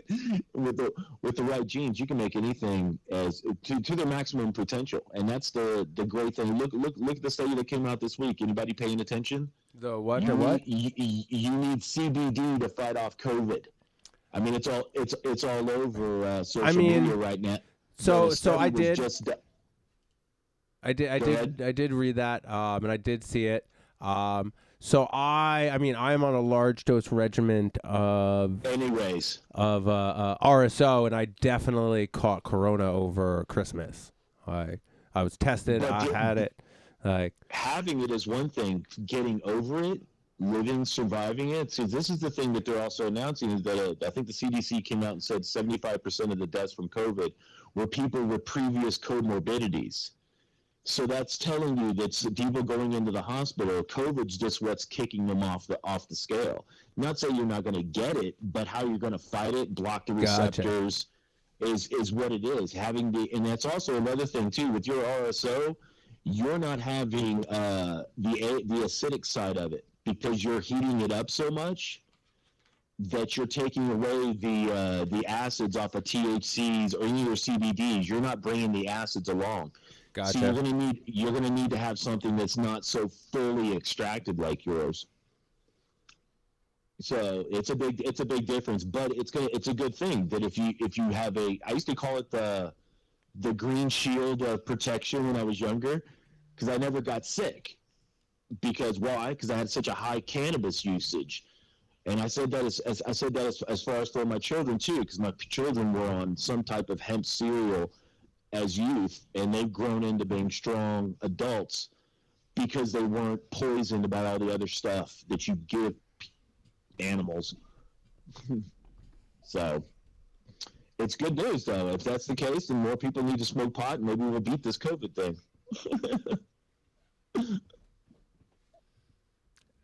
I mean, yeah, weed for everyone. I mean, we're all for that. Well, on the medicinal side, I was listening to the podcast earlier, and I agree with Lefty. I agree. The patients have been left behind. And this is a really insane thing because for the longest time in the beginning, we did not have the advancements in getting legalization through whatever California, Oregon, Washington, the Western states without the patients. And now they're being forgotten. We're either dying or we're being forgotten or being stepped over. I mean, it's a shame that any patient that's in a wheelchair goes into a dispensary today has to pay some form of tax. Drives me nuts. But the also thing is that within certain states, you have. Can you hear that? Sorry, can you hear that? Yeah, I heard that. It ain't the way I wanted it, and I was stepped over. Yeah, exactly. I agree with Fredo. And we are all Fredo, and it sucks that and Lefty's made me from watching some of his Instagram live things of what it has for handicapped people in New Jersey. Holy crap! You guys have steps everywhere, no ramps. Yeah, you don't see that in Texas, really, right? Not really. No. I mean, like if you see, I mean, there are some older buildings, yeah, but those older buildings I'm not going into. But your public areas of where you can get food, go get your pharmacies, pharmacies, doctor's office, dentist office, police stations, libraries. Yeah. New Jersey. Come on. New Jersey is definitely business rights. Like, it's not about people. It's not about, taking care of stuff. It's about business as usual. Like that's kind of, lived here off and on for I guess 25 years of my life. I think that's pretty true. Would you agree with that, Lefty? Yeah. Dude, I'm on TikTok right now taking hits from people. It's hilarious. I should read you some of the comments from these people on TikTok. It's the craziest thing I've ever seen. Right. You follow me on TikTok? No, but I don't do TikTok. I also do not have a TikTok. Well, I'm sure that there's plenty of I can access TikTok, but I do not have a TikTok. I put up a video where I couldn't get into U-Haul, and the U-Haul says we don't rent to people in wheelchairs. So me and him went at it. We don't rent to people in wheelchairs. Yeah, it got ugly after that. I got triggered, and it got ugly. But then, he says. Well, you see that this is where I say that the one thing that's unifying. And you cannot consider, if you want to see what racism is, look at the racism towards handicapped people. Screw all the other races. Look what we're doing to our handicapped people and how restrictive just access to do common daily things that everybody else takes for granted. It's actually, it horrifies me sometimes. I'm lucky where I live. I have to give you that. We have enough space. There are plenty of handicapped places. Majority of the stores, especially like Walmart, know that their big part of their segment of profit is among people that get paid at the first of the month. And so it shows where you are respected as a handicapped person. But then there are the other things that just people don't care about, people that they can't see. And that's what it is. People in wheelchairs are not seen by other people because they can't see them. They're looking straight ahead. They're not looking down at us. Have you ever been to New Jersey or New York, Lance? No, actually, you know what? The last time I was on the East Coast, I could walk. So no, I haven't. Really not so much where since you had health issues. I mean, just in general. Everything here is way more hustle bustle. After living in California for 12 years, where everything's the exact opposite, you really, really see it. But right. Oh man, I'm 30 seconds late in my car. I'm gonna throw shit. The amount of pent up anger and aggression because of how on the go the society is here is ridiculous. Oh, you didn't do 100 things today? Fuck you. It's just that kind of mentality. That's how businesses really work here. Like out in other places, like shit that I've seen here would never fly. Even at corporate places, like working at Whole Foods on the West Coast and the East Coast, like the East Coast one, holy shit, dude. Like, dude, after 3 months, I lost my job because I couldn't keep up with the demand of what they wanted. Like, it was fucking ridiculous in the kitchen. They were like, nah, one person gets to run these 29 steam ovens. What? Wow. Like, and you know what? We're going to fire the person who mixes the food out front. So you have to do that too. Okay. Sure. So I lasted a month once they fired that guy. And they were like, look, you're not meeting productivity standards here. So, like, we're going to need to, like, get someone else. It's like, good fucking luck. Like, good luck on that one. Well, the one thing that I think that's great about the podcast that Lefty's doing is that we're all inevitably going to be a medical patient at some form of time in your life. Whether you want to admit it or not, yes, you're a young, healthy 19, 20, 21-year-old, but in an instant, that can change. And that's what needs to be defined to people and have to understand that you're all looking at I'm down the road already. I'm already down the road. I'm in my 50s. I'm on disability.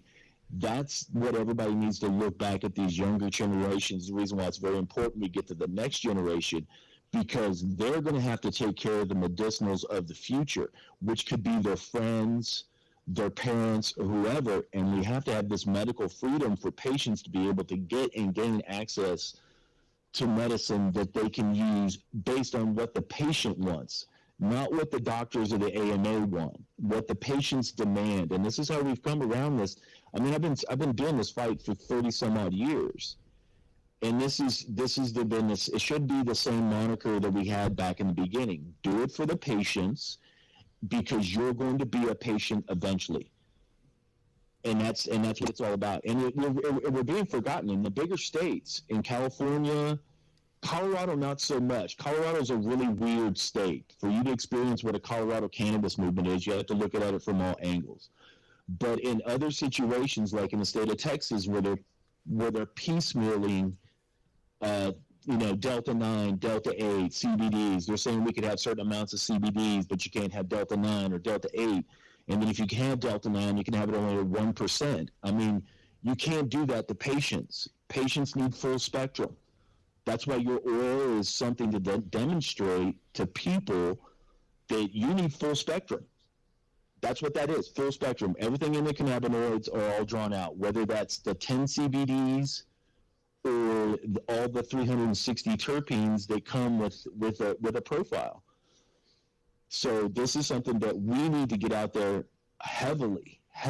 And that's why, I mean, it sucks that we can't get it out nationally because we don't have the platform. But understanding the plight of the patient is because you're going to be a patient eventually. I think that's a really good point, Lance. Especially with like talking, like we were just talking about, like, reaching some of the younger kids through some of these open mic events and stuff while we're there. And that's a really good point that I think I'm going to try to express to them as well. They're like, yeah, dude, like you don't know, like someone you love is one day away from being in a wheelchair. Like not to scare you, but like it could fucking happen. Yeah, it happened to Chris. Like, dude, I was in a wheelchair. I was like 22. One day I was walking and then the other day I couldn't, and that went on for like a year. And thank God, like surgery fixed that for me. But like, not everyone's that lucky. Like, that was really eye-opening for me, like not being able to have access for places for a year, and like how hard that was and how angry I was over those things. Like, and then that's where the number one thing they say that affects patients is depression. How better way to make a patient depressed by cutting off access to things that used to be normal for them to be able to get to? It's heartbreaking. I'm lucky that I had a full life enough to a point where I don't look back and get bitter and get depressed over shit like that. But I get mad when I can't go into places, especially if I need to get there. Oh, come on now. Yeah. So I respect Lefty. I respect what Lefty's doing. I like his song. You know, hey hey ho ho. That stuff's got to go. That thing's stuck in my head now, and it's true though. And people have to pay attention because I feel that you're, like you said, we're all one step away from being in a wheelchair. We're stepping it up this year. We're going to go to these businesses and play that song in front of each business. It's going to be great. Yeah, it's just one of those things where I don't see color anymore. I never did see color when I'm from the generation of kids that were raised that we could not be racist. But the one thing I found that people are the most racist against is the blue placard. Anybody that has a blue placard, you're going to get discriminated against in some way, shape, or form. And it's sad. It's sad. But I'm taking the fight to them, and that's why I've started this national. I want to talk to all the patients. That's what it is about. Is because we've lost the connectivity that the patient network used to have back in the 90s. I mean, we all knew each other. We all knew especially the big patients out in California. We all knew each other. We saw each other on a daily basis because we were either taking care of them in the dispensaries, or we knew them outside of dispensaries. So it's something that since Prop 64 passed, I mean, everybody's gone nationwide, which is a good thing because I think we're going to legalize nationwide pretty soon. I'm not going to say it's going to happen next year, but I do believe the feds are going to have to deregulate on a federal level to let the states start handling their business because they're already handling their business. You know, we're at 38 now. I think we're at 38. I haven't checked now. I mean, it changes every day. We could be into the 40s by now because I know the new year has started and we're already starting to do recreational in other areas. So I mean, hopefully, them country boys around you start picking up the slack on their end. Texas has no choice. They're surrounded now. Louisiana just went medicinal. And if you look at the map, the states that are full recreational or medicinal, they surround the state of Texas now. They're having to change their laws down here based on criminality now, because there's so many people here crossing the border to go to Oklahoma or go to Colorado or now Louisiana. I mean, it's just too close to people all in the area in Texas. They decriminalized in Austin. You know, and the other counties are starting to decriminalize on a county. Yeah, we all knew Austin was going to go first. Because that was not I'm not surprised at all. I lived for a month in Austin as I was moving across the country. I stopped there at a friend's house and just kind of didn't leave for a month. But yeah, no, Austin, like the saying is very true. Like Austin is a very weird place. Lots of music, lots and lots of music, and lots of barbecue. Yeah, lots, and it's just the influence of the youth happens in Austin. It always has. The other cities go along with, Dallas, Houston, but they're more business-minded. They're all business-minded or medical-minded. So Austin has always been the bar capital of Texas. If the weed laws changed, I would consider living in Austin. Like I really enjoyed Austin. I enjoyed the people. I met a ton of people when I was out there. Like I still have friends there. Like I send Christmas cards to Austin every year. Yeah. I would move to Austin, but the weed laws, like that'll keep me away from somewhere. Yeah, the only reason why I came back here is because I'm in the position that I'm now.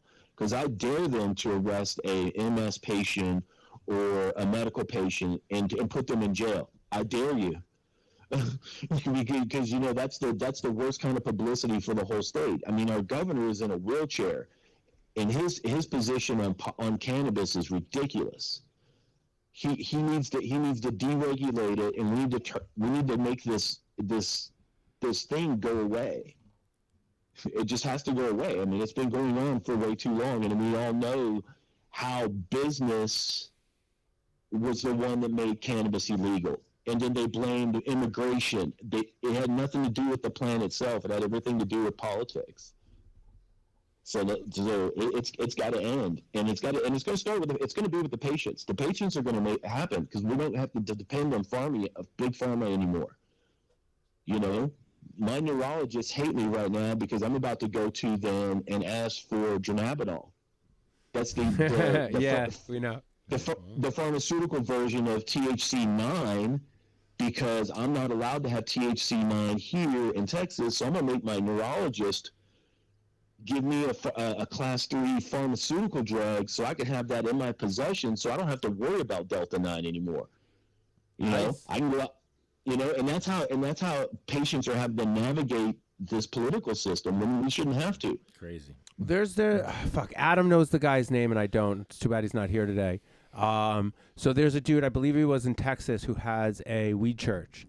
And so he was very specific in how he got his exemption from the state, and that he had naturally occurring dronabinol, that he was able to make dronabinol and it was naturally occurring, and that's what he used for his services.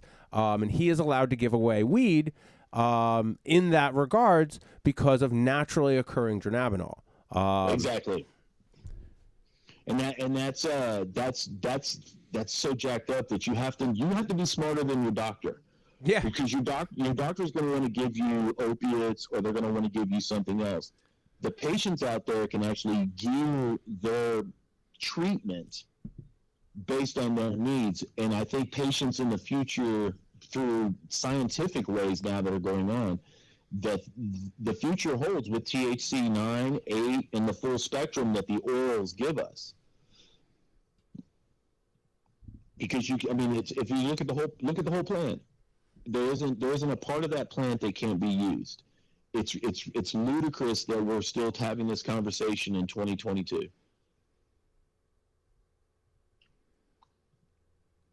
I mean, as far as on the records in Mawa, one of the reasons why we didn't get any kind of businesses there was that it would bring prostitutes into the truck stop. The fuck? That's the level we're still at. Well, that's like kind of like the one meeting, you know, Wow. we don't want people with squeegees. Yeah, squeegee people. Yeah, asking for Oh yeah, those guys are bad. You know, it's ludicrous, and I think that's why I think it's important for us to show up and be heard. Yeah. To show up and be heard is because if you look at the ludicrous restrictions that are arbitrarily being put upon society, it's all about discarding, getting rid of, making sure that you have the poisons, but you don't have the remedies to extend life. And I'm not a big anti-vaxxer. I'm an anti-poison person.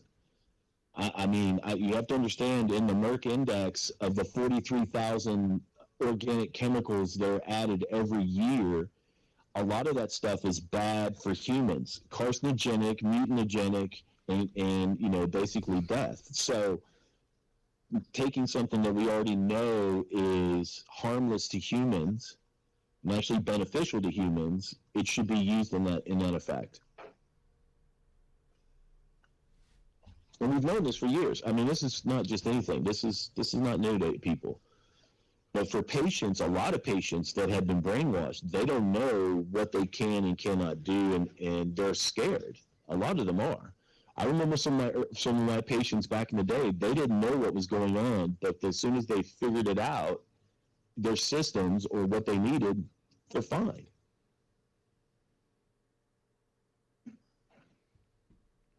That's true. Patients are scared, and they'll just pluck down all their money at a dispensary. I've seen 75-year-old, 80-year-old ladies plunking down all their money buying their huge allotment of 2 ounces at the dispensary.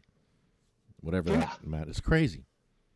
Yeah, that's why what's going on out in California right now from the last harvest, I heard that people are selling pounds of weed for 300 pounds out in California now, in Northern California. How much? The harvest was $300 pounds right now. $3 pounds. Wow. So That's where we got that last RSO ounce, or the pound was from there. Yeah, because you're getting the overabundance in places like Oklahoma, places that can grow it, that have the greenhouse space. They're not being able to transport that outside of their state, so it's causing their prices to go into the floor. And this is what Chris Conrad, I mentioned the book last time, Hemp Lifeline to the Future. He mentioned in that book, in the future, we are going to have so much supply that they're not going to be able to charge $2,500, $3,000 a pound. Now, you'll have your boutique people that will continue to try to do that, but as far as the market pressures that are being applied by these big companies, prices are going in the floor, which makes your process even cheaper to run because you're not spending thousands of dollars on the pounds of weed that you're putting into making your oil. So, question for you, Lance. So with that being being the way it is, like, I think that's one of the reasons why companies are coming in here. Like, so New Jersey allow way more money to be charged than other states. Like, we're kind of dealing with this now, like with Curaleaf. Like, they charge way less in Maine than they do here. Same weed, different price. Like, these companies kind of come in and lobby for laws and lobby for like positioning before it gets legalized, and then they take all the pieces of the pie. And it also keeps like dude, like, it's been known that these places are trying to like not allow a rec license or rec in places because they can make more money medicinal. Like, less people are in the game, they make all the money. So, like, they're making enough money to actually lobby and pay people. So, like... And then they got their foot in the game for rec. And then they got their foot in the game for rec. Like, oh, wait 6 years. Wait 6 years. We'll establish an industry, and then we'll help you out. And the whole time, it's just, everybody lines their pockets and patients get hurt. Well... Here's the thing. I think why we need to have leadership on a federal level, and it just means we need to stop pressing our states and start pressuring the White House and Congress to change it on a federal level. Because once we get the DEA out of it and we throw it into the USDA's hands as a farm product, then we can have regulation nationwide, and it will prevent what's going on in those states. But patients, if it's too expensive, patients just won't turn to the medicinal dispensaries. They'll go black market like they always do. It's still going to be. I mean, if they're not scared, like that's that's a problem. Like, people like, fuck, I can't afford it to actually be legal. I'm not going to do it illegally because, like, they're scared. Fuck, dude, it's still a felony here to grow a plant in Jersey. Like, we're recreational legal, woohoo, big fucking deal. Can't grow plants, and if you do, like, it's still hard jail time. Like, the fuck? How can you say that? Like, That's where deregulation needs to happen. You need that. That's where understanding what the concept of deregulation is because we're treating a plant that shares a majority of its genetics with rice, people. And I love that. I love that you taught us about that. Like, none of us had any fucking clue. And, like, I still, when I look at rice, and just I have like an inner chuckle now. Exactly. So to see the absurdity, and it's the same thing with splitting up the cannabinoid molecule. You're taking a whole plant, and you're first of all demonizing it. When if you did that to the other product, which is rice, we wouldn't have the 7.7 billion people we have on the planet. So if weed is devil's lettuce, what is the SAT equivalent to rice? I have no idea. I have no idea. But it just shows the absurdity of what we're dealing with. And I always found it absurd when I was a child. But as I've grown up and dedicated my life to cannabis science and organic chemistry to understand what these chemicals are doing to our body, it's just ludicrous. And for sane people, smart, sane people, to look at the cannabis plant and then think it somehow harms our society, you're listening to the Richard Nixons of the world, and those guys are all dead. When you put it in the face of, like, all right, nicotine, like cigarettes and alcohol, fine, weed not.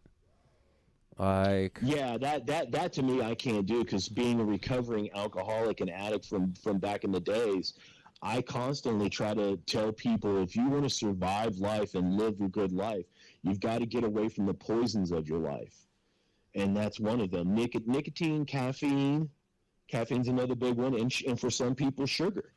You know, I mean, you have to control the substances that you take in your body, and we're all chemical creatures, and that's why medical patients need to be very, very careful when they're going to their doctors and be very aware of what chemicals they're going to allow to be brought into their system.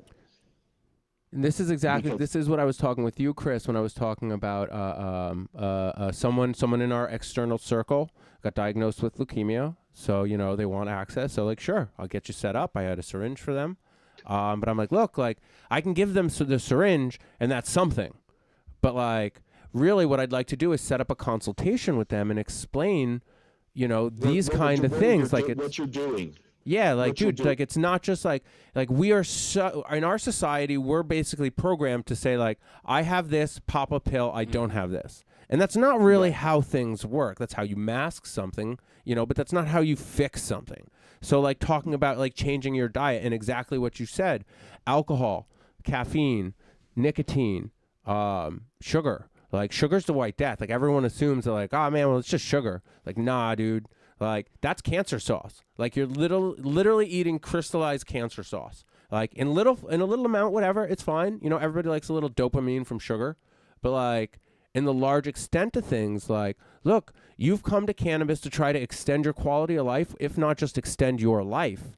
Like, yes, these are the steps you have to take to do that. It's not just taking a pill. Like, I'm sorry, you know, I find myself, you know, telling people, like, it's, you know, a little bit of hard love. It's like, look, this is what you have. If you want to heal it, this is how you treat yourself. But you have to actually follow through. Otherwise, you just die. Like, otherwise you have no quality of life. So it's like, which one's more important to you?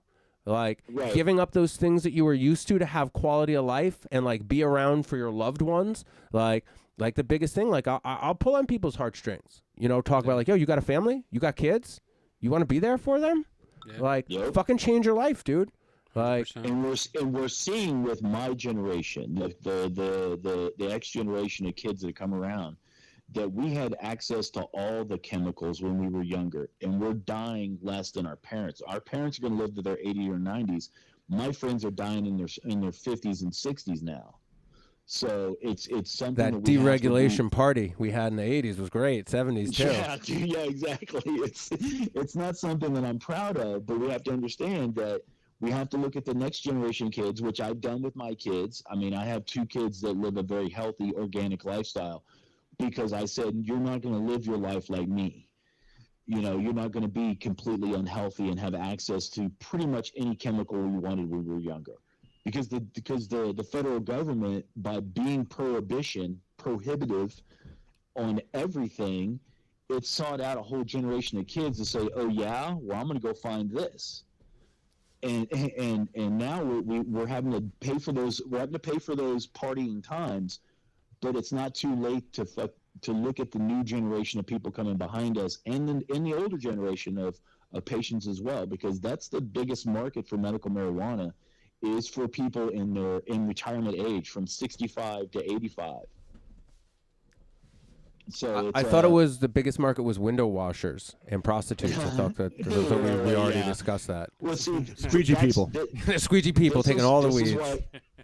This is why it's important for city council meetings that patients wheel up. You come out. You don't have to be 100 strong. 2 or 3 patients in wheelchairs make a big effect. And going to your local, I recommend people try to look at their local officials, because I bug Greg Abbott all the time, dude. I'm tagging him on LinkedIn posts all the time. So he has to understand that the future for Republicans, Democrats, Independents, Communists, Socialists, all of these people that are involved in our system, because we tell you to come to our system. We don't kick you out. So we're all inclusive in the United States.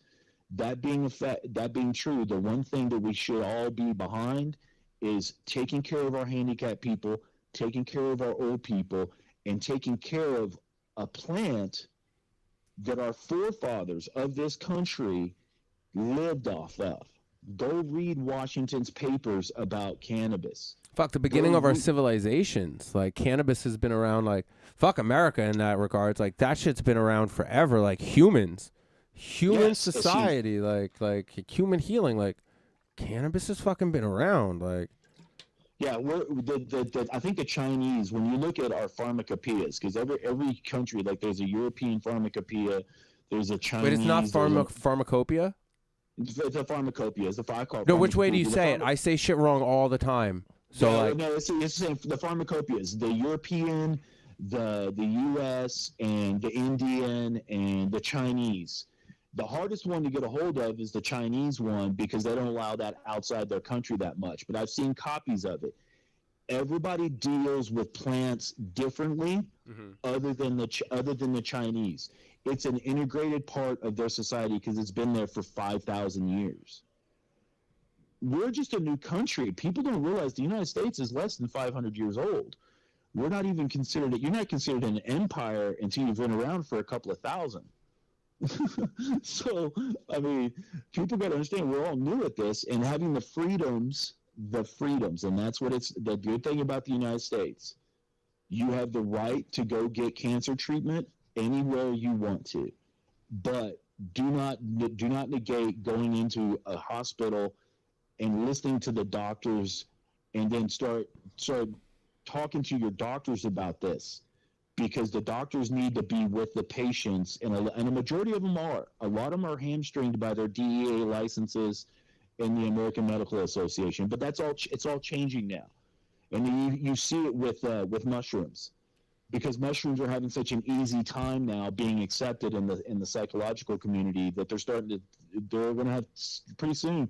It'll be legal for you to go get psychological treatment with psychedelics, and that's something that cannabis has had to fight for 50 years to get to this point. California has the you can get ketamine therapy, like with a psychologist, do ketamine therapy for like regressive sessions and like dealing with traumatic pasts and shit. Like, exactly. I love that. Like, I think that's fucking great. Like, but it's not causing a big problem.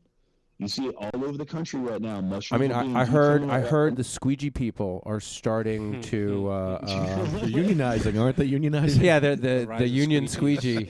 It's going to start big mushroom. Yeah, that's where I think it'll be great, and hopefully, if anything that my kids and my grandkids' generations can have, we'll be able to look back on these times and laugh at what we had to put up with just to smoke a joint. Just to smoke a joint, people. It's not like we're trying to rob banks or, The sneakiest joint I ever smoked was a recurring joint, actually, like 5 times a week, and it was in high school junior year. Nice. In weight class. So you'd have to go out to the track, run a lap, Perfect. and then come into the weight room. The way that it was set up, the door, there was it was at the end of the track, and the bleachers were in the middle of the close side. So at the far end of the bleachers, there was no way to see. Nothing from the school could see it. You were only on the woods.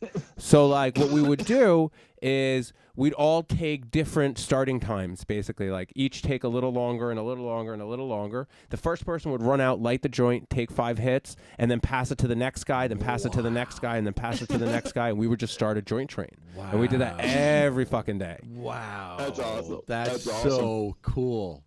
Wow. So if there's anyone from Mawa High School listening, that is still a dead zone, I'm pretty sure. I wonder if they still do it. I wonder if kids today still do it. I hope so. We used to also, so there was at the time there was a huge wood shop, and I eventually went to school for woodworking. So like I was always at the wood shop, but like I would always offer to clean out the dust bins out in the back because it was hooked up to like a vacuum that went out the top. So like I would just fucking sit there and smoke joints for like 20 minutes and then clean out everything. Because I was literally standing under the vacuum head. So like it would just get filtered through everything there and you couldn't smell shit. All you smelled was wood. That's so cool. That's good stuff. That's good stuff. But I don't advocate smoking at school. And if there's any squeegee people listening, Doesn't sound like it. I'm sorry. I don't mean to. Please don't come to my house. Civil disobedience. Civil disobedience is what we have to teach our next generation, because this generation of kids that are coming around now that are being forced into some really hard learning situations. I thank God my kids are out of high school, But these kids having to go, and there was a video that came out that because of this Omicron COVID stuff, they set a bunch of kids out in 24-degree weather to teach them. Fuck. It's the schools today need to be called out for what they are: institutionalized training camps. I never learned anything that I'm talking to you about in school. I had to go outside of my degree, outside of professors, outside of colleges, to study what THC, Delta 9, Delta 8, and because of my generation of organic chemists, we found CBDs.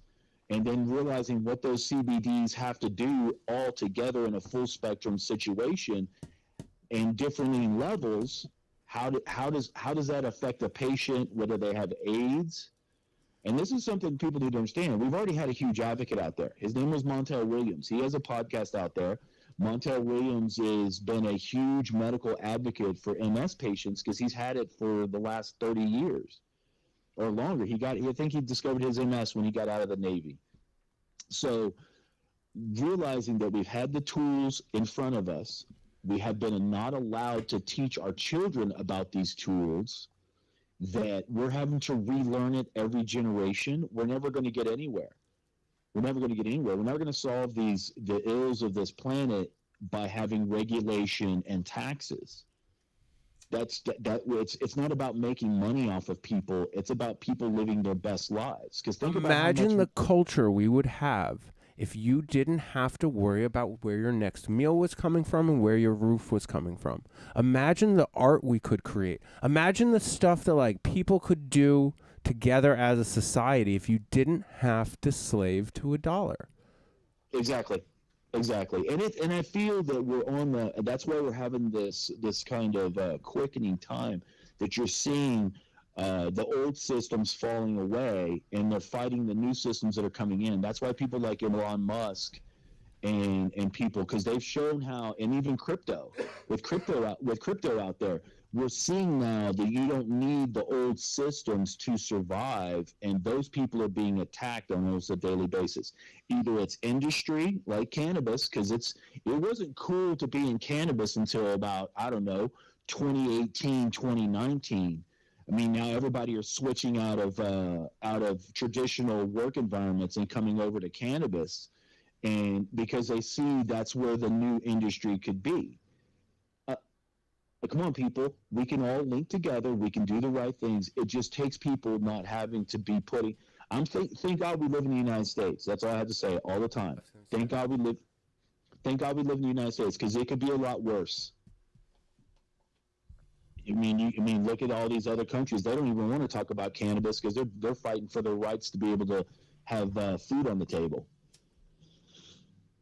And we're lucky. We're a very abundant country. And I think a lot of people with the right connections, we're gonna have some good luck in the future because of how it's being accepted, among normal middle class America. Cannabis is something that they don't even worry about anymore. I don't know my friend's mom. She was the one who talked about all the prostitutes. She's pretty fucking worried. She was also really worried when they put the truck stop in, that it was going to cause prostitutes. So I think she's just worried about prostitutes in general. Well, she should really be worried about the fact that when these truckers get on the road, the reason why they do meth is because meth gets processed by your system a lot faster, so they can pass a drug test. And as long as they don't wreck their trucks. Well, that's because they banned. What was that amphetamine? The no-dose. Ephedra. Yeah. Oh, wow. Because you could take ephedra and then like nobody knew. Like you went through your system so quickly, and they took that off the market. So what does that do? Meth, baby, meth. Meth. And this is something that a lot of people in the United States need to understand. The reason why they're pushing for self-driving cars and self-driving trucks is so they can take that out of the equation. A lot of things are going to want to go AI because they want to take out that human aspect, but understanding that your truck drivers and majority of people on the streets, the reason why I hate Texas and their laws right now is because there are more drunk driving accidents out there because of our restricted pot laws. Now listen to what I just said. There are more drunk driving accidents out there because of the fact that pot is illegal. and it's hard to get access to. Because if it was everywhere, I guarantee you, I think it was Illinois that just announced their numbers from last year.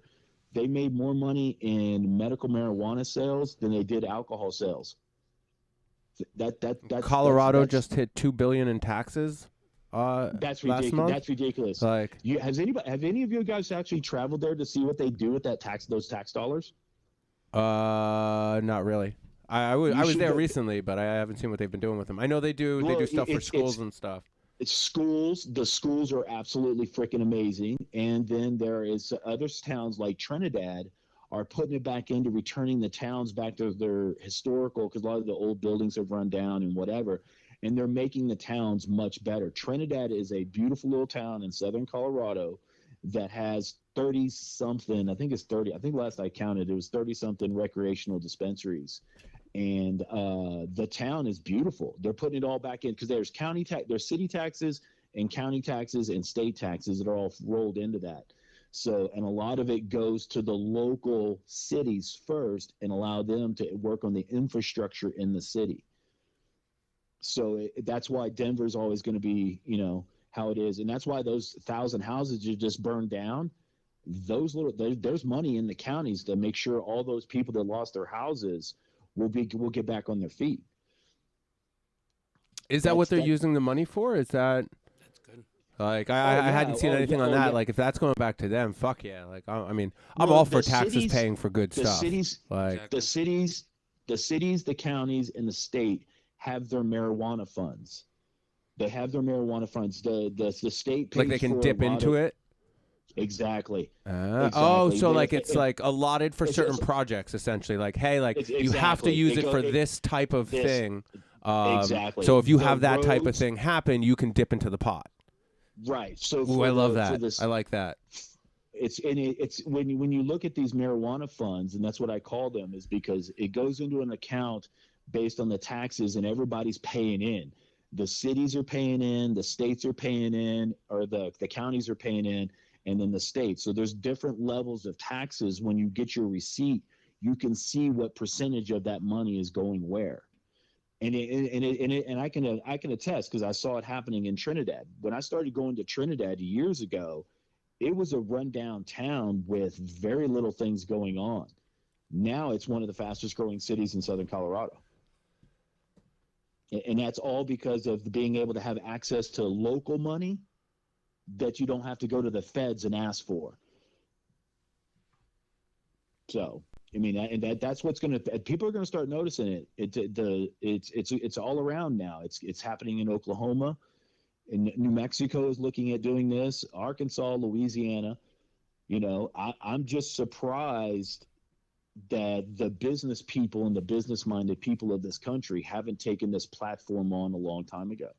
We wouldn't be talking about this right now. We would be some further along in space travel probably, because we waste so much time.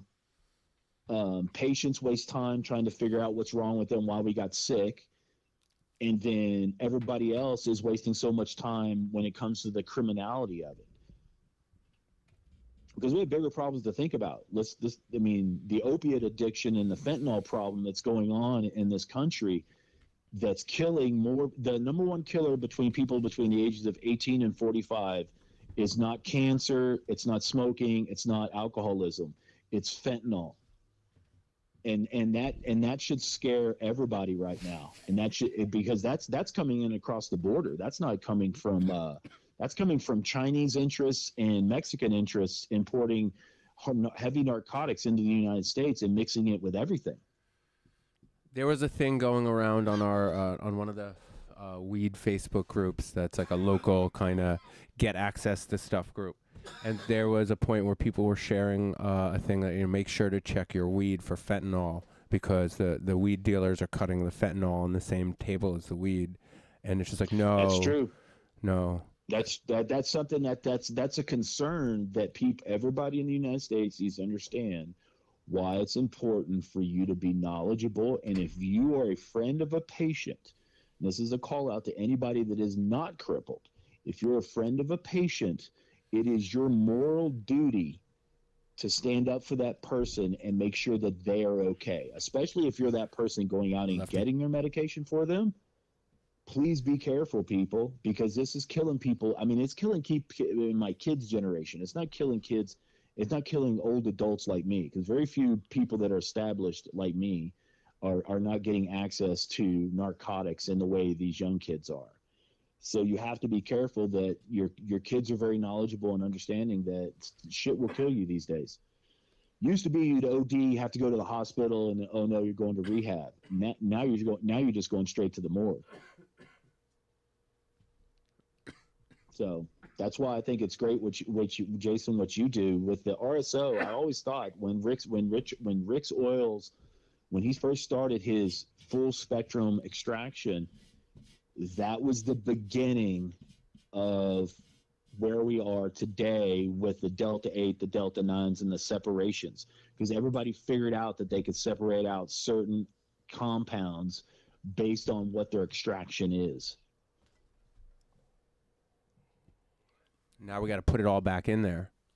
Yeah. Or just keep it together. When I explain to people like the entourage effect, they're like, "Oh shit, it works like that." I'm like, "Yeah, it's that like it's a one part of the whole will do something, but not heal you. The parts of the whole together work in conjunction with each other to do major change." So like, you know, within the organic chemistry community, the entourage effect or the synergistic effect, that you have to understand what a full spectrum is. That's why I get mad with people talking about, oh, my CBD is this, but I don't smoke weed. I was like, well, then technically you're helping your endocannabinoid system to a point, but you're not doing full spectrum. And as long as you're not doing full spectrum, you're not getting the full medical benefits, which we're not supposed to talk about as under the FDA guidelines of what this stuff does. But I'm going to say it right now, the full medical and medicinal and health benefits from the plant itself, full spectrum, Delta 8, Delta 9s. And if they're saying, I think someone mentioned the other day, there's a Delta 10 out there, and I'm sure there are, because talking about stereochemistry, that every molecule has its numbers. So there's probably 360 different THC cannabinoids, and there's definitely probably 360 CBDs out there that we haven't discovered, because we can't, our instruments aren't tuned to see that stuff. But that's why when I worked with Moxie, and the PhD that was doing the extraction understood what full spectrum is. And that's where your Rick's Oil and a very simple extraction that you showed everybody and how to get down to that final product. And then you also talking about dosage as well, because dosage is very, very critical. You don't want to overdose somebody on the cannabinoids, because then you overflood the system and you don't allow it to work properly. And I also felt like the person gets a little scared too. Like, I enjoy that. Like, I like that heroic dose. Like, I want to see space from my weed. Like, not on an everyday thing, but like for other people, like if you're not like into space like that, like that is not enjoyable. Like, for you want to like the room spinning, you want to throw up, your heart's racing. Like for me, it's like, I use that as a meditation thing. Like, I go deep down the rabbit hole with that. You also know when you're doing a heroic dose that your body is getting full receptor saturation. Yes. And then people understanding, okay, this is an oil that you're taking orally, and when it goes into your system, you're creating 11-hydroxy metabolite of the THCs and the CBDs. So it's the process of going through your liver versus your lungs. Yep. And that's why people and patients, and I find on my patients when I talk to them, and they're newbies and they've never done this before, they need to have a crash course in actually what an endocannabinoid system is that we all have in our bodies.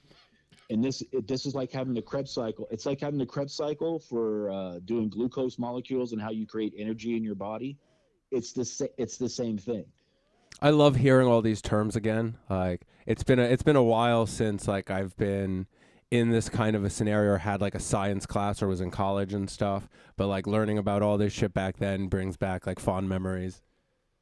Well, it's good for us to talk about this because a lot of patients are people coming out of other industries. They're not all medical patients. They're not all medical people, and they're also not all smart people. Some people come from other lines. I mean, and this is where it's critical for access to certain patients because a lot of patients will turn to the cheaper opioid route on the street because of the fact that they don't know that there's other things out there to do because they didn't have somebody knowledgeable in their life to say, hey, I know that alcohol and that opiate that you're taking does take away the pain. There's other ways to take care of your pain without the addictive processes and the addictive principles that I know that cannabis doesn't have. Now, cannabis does have psychedelic properties. It does have things that people, and that's one of the things with dronabinol with Delta 9. High doses of Delta 9 are psychedelic. So patients have to understand what they're getting into. That's why full spectrum is so nice that you can titrate them up to a certain level. You can get them to their comfortable level. They're still getting the benefits of the cannabinoids without also, heroic dosing themselves, because I like that as well. I mean, to me, sometimes getting so high that you melt into the couch is a good thing for a sick person when all they feel is pain. Oh, for sure, for sure.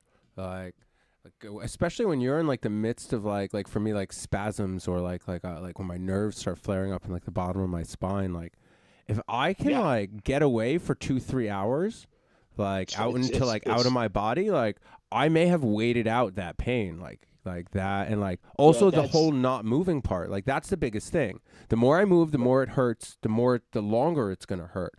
Being at it, like I'll dose myself and like knock myself out for a day, and that level of not moving, like I'm fine the next day because like my back actually had time for the nerves not to fucking be pissed off anymore.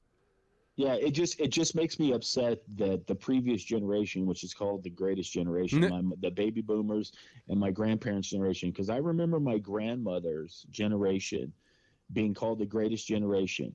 Guess what? They knew all these medicinal properties about cannabis and allowed these robber barons, the Harry Anslingers, the DuPonts of the John DuPonts of the world, and the Vanderbilts and the Rockefellers to come in and dictate our health. It's not even dictating about what cars we're going to drive. It's about dictating whether or not you're going to be able to survive. My grandmother used to make her own hemp oils. I remember this. She had a hemp plant growing in her backyard, and she harvested the seeds from this plant. And it was a Rudialis strain, too. It wasn't even considered an indica or a sativa. It didn't even produce buds. It just produced hemp stalk type stuff. And she used to soak the leaves and extract an oil that she used on her arthritis. And she did this up until I think the 70s. I think the last time that the city came by and forced my grandmother to chop down one of her last hemp plants was in like the 70s or the 80s, right about the time.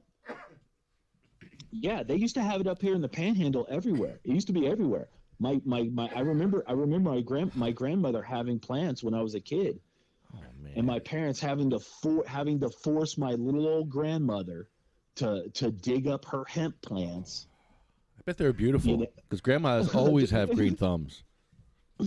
Yeah, and we had a generation, which I learned a lot of my gardening and a lot of my love for plants from my grandmother's generation, not my parents' generation, because they were the ones that have already been brought into this mechanical society that we live in now, and they turn towards chemistry, and they're doctors, and if there's not a pill that I can't take, then it's no good for me. It's taken these kids that are my generation now, that the X generation, kids that were lucky to be born between 1970 and 1985. You were pre-internet, that we are now having to reteach our children how to be healthy, how to eat organic, how to stay away from certain chemicals, how not to be alcoholics. I mean, this is something we shouldn't have to be teaching our children right now, but it's a problem because all they're seeing via their media or their internet, Instagram influencers and all those people is bad behavior. I got into a debate the other day on some social media about is how come every time I turn on the TV or the internet, it's always the black community shooting at each other. It's always the black community killing each other. And this is something that we shouldn't have to be talking about right now. We shouldn't have to be doing any of this stuff, people. We should be far into the future, already probably exploring the moon, having moon bases and exploring Mars. And all because of this internalized fighting and bickering and politics and regulation of what we can learn and what we can't learn, because that's where it starts. It doesn't even start with what substances we can and cannot have. They control us at such an infantile level about what we can teach the next generation that we're never going to get anywhere unless we change this. Never. I think that's why it's great that I got to teach my kids outside of school as well. They went through their normal days at school, but when I got them at 2:00, they're on my time, and I'm teaching them what I want to teach them. And then you raise your kids, and I'm lucky that I had parents that were at least open-minded enough to not tell me I couldn't learn that. That's why I say today that I'm not dead. And I have a lot of friends that have died of drug overdoses because they didn't have parents out there that allowed them to learn things when they were at a young age. And I knew the first substance I ever got addicted to was sugar. And once I learned that property of what is an addictive substance, I then learned how to master my addictions even through adulthood. And that's where it comes down with alcohol and especially with people that have to deal with something really bad. I think people that smoke cigarettes and nicotine don't realize the battle they're going to have to go through after they want to try to quit. I mean, that's a hard substance to get rid of. So then we have people becoming adults, not knowing how to deal with their addictive substance problems, and then having to battle up against something like heroin or fentanyl. Come on. Or Suboxone. Those people can't. You can't send a soldier into battle with no weapons, and kids today are being set into battle, and that's why a lot of them aren't surviving. Is because they're either getting a Xanax pill from one of their buddies and say, "Here, take this," and all of a sudden they're finding out it's 90% fentanyl. To me it's a national. This is why I'm working on this documentary, and I thank you, Jason, for signing up for that. You were the first. Man, I'm super interested. So yeah, I got a lot to say on that, especially living in California for 10 years and then here for 10 years, and having been in the cannabis industry and been a medical patient and had to actually get access for myself. And you, just because you're a patient out in California and Oregon doesn't mean just because you cross state lines you cease to be a patient. Exactly. If the Interstate Commerce Act or the Interstate Compact and how states deal with commerce over state lines, they need to understand that you have a subsegment of that which are patients. Which means if I was determined by a doctor with a medical license from your medical schools, from the American Medical Association, that got his registry and was a bona fide doctor, whether that's a neurologist, internal medicine, or a chiropractor, should be able to determine what a patient is. If he says I'm a patient in California and I'm a patient in the Arctic Circle. Yeah, you ain't getting out of that wheelchair because you crossed into Oklahoma. Exactly, and I think people are, it's people just need to be a little bit more vocal. If they're being vocal about how much they don't want to put a mask on when they get onto on an airplane, or if they don't want to take vaccines, if they're going to be that vocal and cause so much disruptions at their local school board meetings, the one thing they can do is attend a city council meeting when the issue comes up. Not every city council meeting will be dealing with medical marijuana or patient access, but when something comes up in those meetings, attend those meetings. And whether you want to say something or not, it's like AA. You don't have to say something if you don't want to, but just sit there and observe. So if something does happen and you see something that's wrong, because the American for Disabilities Act is supposed to protect people like me. It's supposed to protect patients. It's supposed to protect sick people. And you don't know what a sick person looks like, because somebody with cancer walking around doesn't sometimes exhibit signs of being cancerous.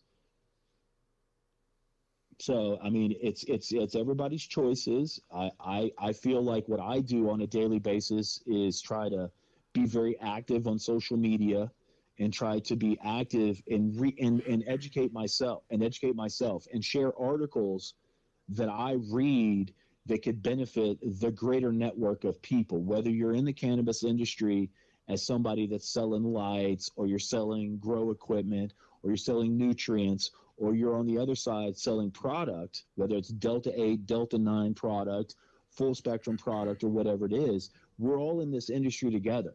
And we have to allow for patients to be led first, because that's going to show everybody else around us why we need deregulation and we need decriminalization, because we're killing people. The laws and the restricted politics that's going on in this country is killing people. Now, if that is their intention, then we need to know that as well, because then we know what the battle is. And the battle is for you to live as long as you possibly can, as happy as you can, and to be as productive as you can, because that's what they don't want you to do. That's what they just don't want you to do.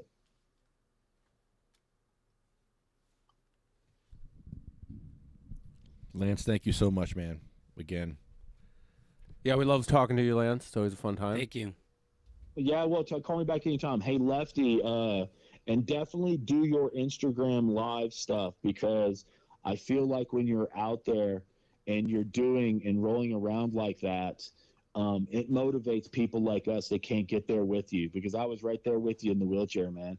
I could imagine a bunch of us in electric scooters going up and down the street. Hey, oh ho, that step's got to go. That kind of stuff works, people, and it's because you're showing the idiocracy of the system that we're living in, that is not going to allow you first to have the medicines that you want, but then will also, once you do get sick, they just want to throw you away, and they just do that by not giving you access. Oh, you can't make profit for us? We don't need that. Yeah, right. Well, you guys have a good day, and I enjoy it. Thanks for having me on the podcast. Enjoy your Thank weekend, Lance. You too, guys. Bye. See ya.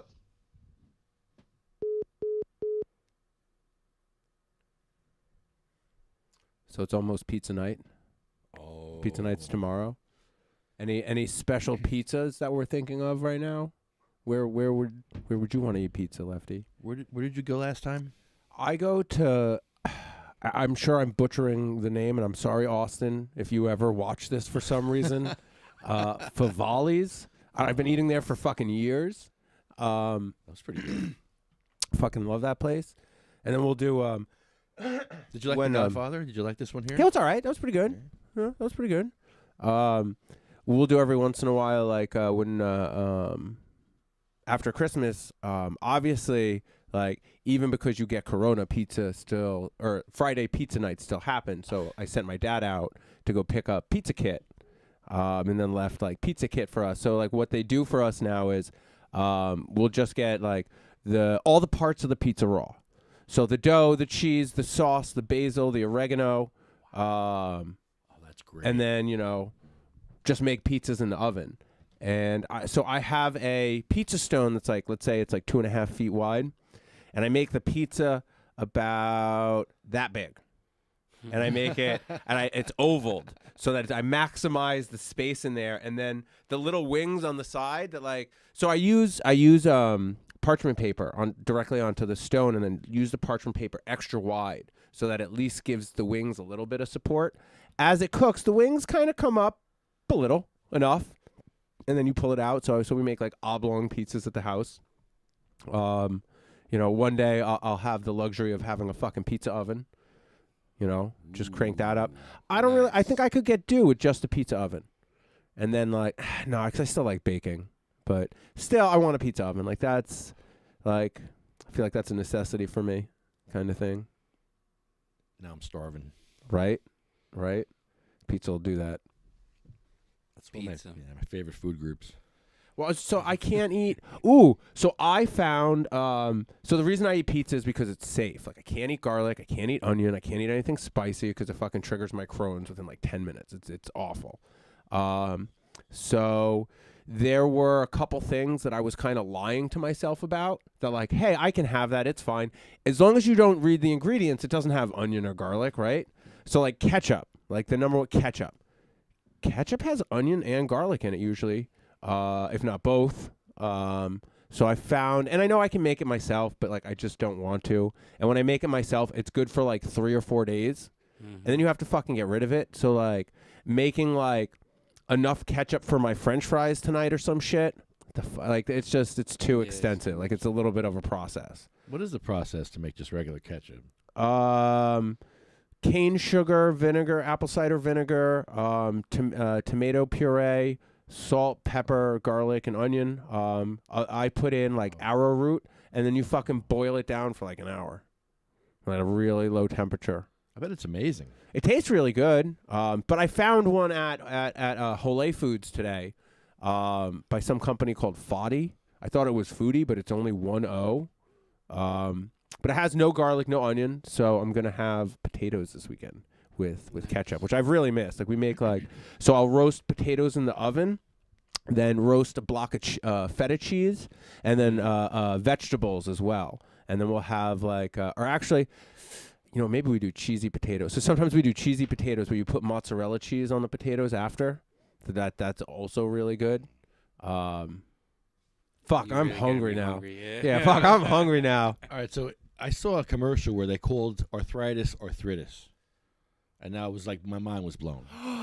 Is it arthritis, really? I hope not. I think was it a British accent? I say stuff wrong all the time. I didn't know. And then people try to correct me, and it's like, no, I'm just gonna keep on saying it. I can't. Arthritis is how I said it all my life. I heard someone say, was it microwave? What's that? A microwave. Microwave. It was a British cooking show. And she was, I don't remember what the fuck she was putting in the microwave, but she's like, and then you put it in the microwave, and it's just like, fuck, did I just hear? What? So that happened, and apparently someone does pronounce it like that. So, and fuck, if you're like, I don't know if it was TV or web series based, but like someone was obviously filming the camera. How did they not just deadpan start laughing? Yeah. And she goes, well, what are we laughing at? I'd be like, the fuck did you just say? Yeah. Either they say it like that too, or like that's how it's pronounced. New trend. Like, I don't know. Someone have any? I guess I have a British friend I can call. Be like, yo, say microwave for me. Yeah, so it could be pharmacopoeia. I don't know. Yeah, I was like, I figured, when I hear other people say it, I assume that they probably might be right. So I asked, is that how you say it? Do you know? It's British. Like, British. I would say this way, and then it's like, oh, fuck, now we're both in the same spot. Who knows what's right? You're both wrong. Yeah, we're probably both wrong. But like, I also wanted to make sure, like, maybe he wasn't talking about the same thing I was thinking. Maybe there's a different word, pharmacopoeia, and then like in my head, pharmacopoeia is something different. So like, I just wanted to make sure I was on the same page as Lance. All right, let's give Rob a call. Microwave. Right, that's a good one. I had to listen to it a bunch of times, and then like I let Eliza hear it, and she's like, ew, like it hurts. It hurts the ears a little bit, and especially to hear someone say it seriously, like in a cooking show. Like, that's educational. So that is an educational show, right? I don't even want to know what she was cooking. All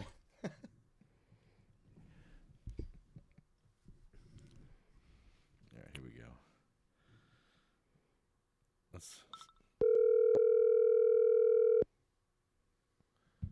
Oh, I just got your text.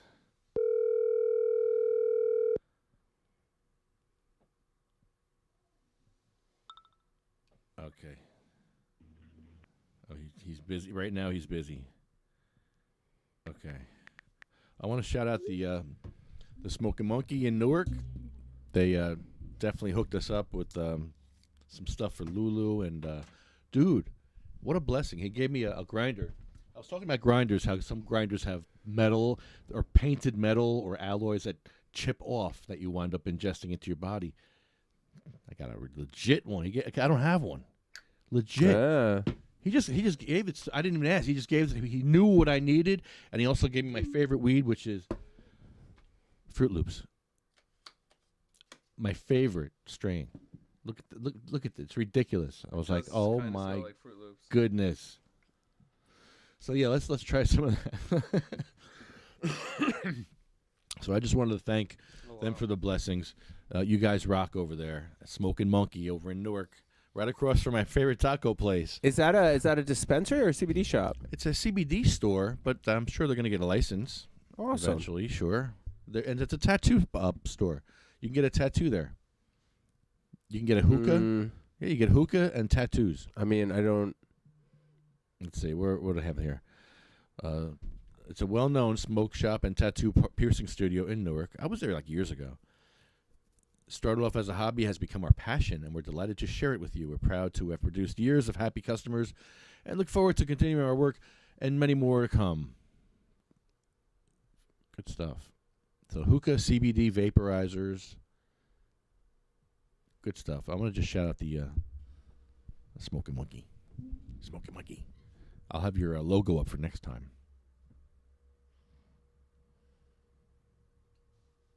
Okay. Do we have a rain date for the on location podcast we were going to do today? Oh. And he's down. He's down. You guys are down. A rain. Oh, no. I don't know what happened there. It was rescheduled. I'm supposed to go there Saturday to pick up the coats, and they're going to be doing a different podcast. So I don't know what's happening. So I'm just going to go with it. Yeah, All right. Go enjoy it. Whatever it is, I don't know. So I want to do this podcast over there, but we're going to do it at the Weed Stalk anyway, across the street. We'll do one there When? soon. Okay. Winter stuff, you know. Is it summer yet? Well, how about Valentine's Day? Oh yeah, we'll be there Valentine's We'll do Day. a podcast there. Oh, on I'm gonna probably do something with my wife. Oh, well, it's not Yeah. Valentine's Day. It's Saturday. Oh, well, Saturday's our event. That's what I'm saying. Cannabis is for lovers. Cannabis is for lovers. Yeah. We could do a podcast in the back with a panel of experts. Okay. you Okay. know? Like away from where, it'd be noisy Right. and stuff. Get some experts, get some speakers. Talk about sex and cannabis. Or Weed lube. weed lube, sex toy oil. Like Ron Rice's sex. Here, I'll have some of it here. I think I have it right here. Yeah. It's Ron Rice's sex toy oil. Yeah. So we want to talk about that and then massage, sensual massage, and Is there ranch dressing in here right now? What is this? What is in here? sex toy. Haw. Is this the actual oil? Is that weed in there, or? Because this honestly, like, this looks like ranch. Like, dude, this looks like ranch dressing, right? I never questioned it, but it looks like ranch. Like, Don't ask questions you don't want an answer to. smell like? Oh, you, Lefty, you don't have any sex toys that need oil? This isn't even open yet. Is there a born-on date? How old is this, Lefty? There's Like, is this nothing. There's congealed? No, It was. Like, is it supposed to be chunky? Would you like me to roll some of this Fruit Loops, Lefty? I dare you to. Yes, please. You want me to open it? I dare you to chug it. No. Oh, no. I can't have ranch. There's onion in it. Oh, that's right. Hey, yeah, that's right. There's no born on date, huh? Yeah. Do you want me to roll some of this, Lefty? Absolutely. Okay, then.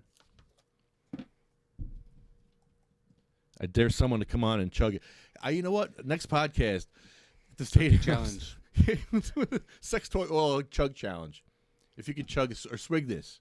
No, you probably get poisoned. So I get poisoned. No, I guess watched so. the banned episode of Fear Factory.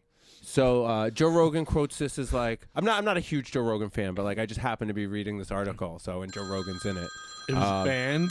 So like, was yeah, banned. this episode is banned from TV. So like, you are not allowed to share this episode. And he says that this is the episode that got him canceled. But they had to. The first part was they rolled to either eat cooked horse dick. Oh no! Or no. drink horse sperm. Oh no, that's terrible. And I watched Hold the on. episode, and I completely gross. understand I why can't it's watch banned. that show. It was completely understand why it was banned. I can't watch that show. You know what? I'm there to Bro. see everything there is to see on the internet. Like I was born. I was born in 1983. I was there for the creation of that fucker. Like I am fully prepared to see everything the internet has to offer, and I think I've been doing a damn good job at this point in my life. Like I can't think of one thing that I like. You know, one random thing that I haven't seen. Like you could try to bring up random things. I've probably seen that video. That's funny. All right. Hold on. I'm trying to get through to Rob now. Let's not talk about the horse penis. I mean, it was cooked. Well, boiled. It's boiled horse penis. Oh. Hey, Hey, Rob. How are you, buddy? what's up? What's up? What's up? What's going on, man? I just shouted out Smoking Monkey in Newark. That's a great shop you got over there. I was there a long time ago, and I just went back there, and it's beautiful. Amazing. Oh, thanks, man. Appreciate it. Yeah. I just had Lefty through for the. I think he was there actually not too long ago, but yeah, I had him there a couple of days back, and we've done some renovations. We expanded our tattoo portion. That's Inkbound Tattoos, and we expanded our CBD selection. So we've got a lot of CBD flower up and just kind of in your face now. It's kind of cool. Should we go down and check it out one day, Lefty? Yeah, we should. We should check it out. Yeah. I like tattoos, and I also like weed stuffs. You have crystals. Groovy. You, Well, we're in the same boat then. you have an amazing shop. You have crystals. You have hookahs. Amazing. Yeah, man. Thank you, bro. Appreciate it. Yeah, we're all about good vibes and Yeah. just spreading love, awareness of meds, awareness of just things that carry good frequencies, and I love it. Just trying to spread the love of God, man. That's what we do. Yeah. Thank you for the blessings too, man. The CBG that Lulu's going to be using. Well, he is using now. I think it's going to save his life. Awesome, man. I mean, I'm praying that that's the case. My buddy Ryan from a company called Landrace Bioscience, he's the one that developed this for me.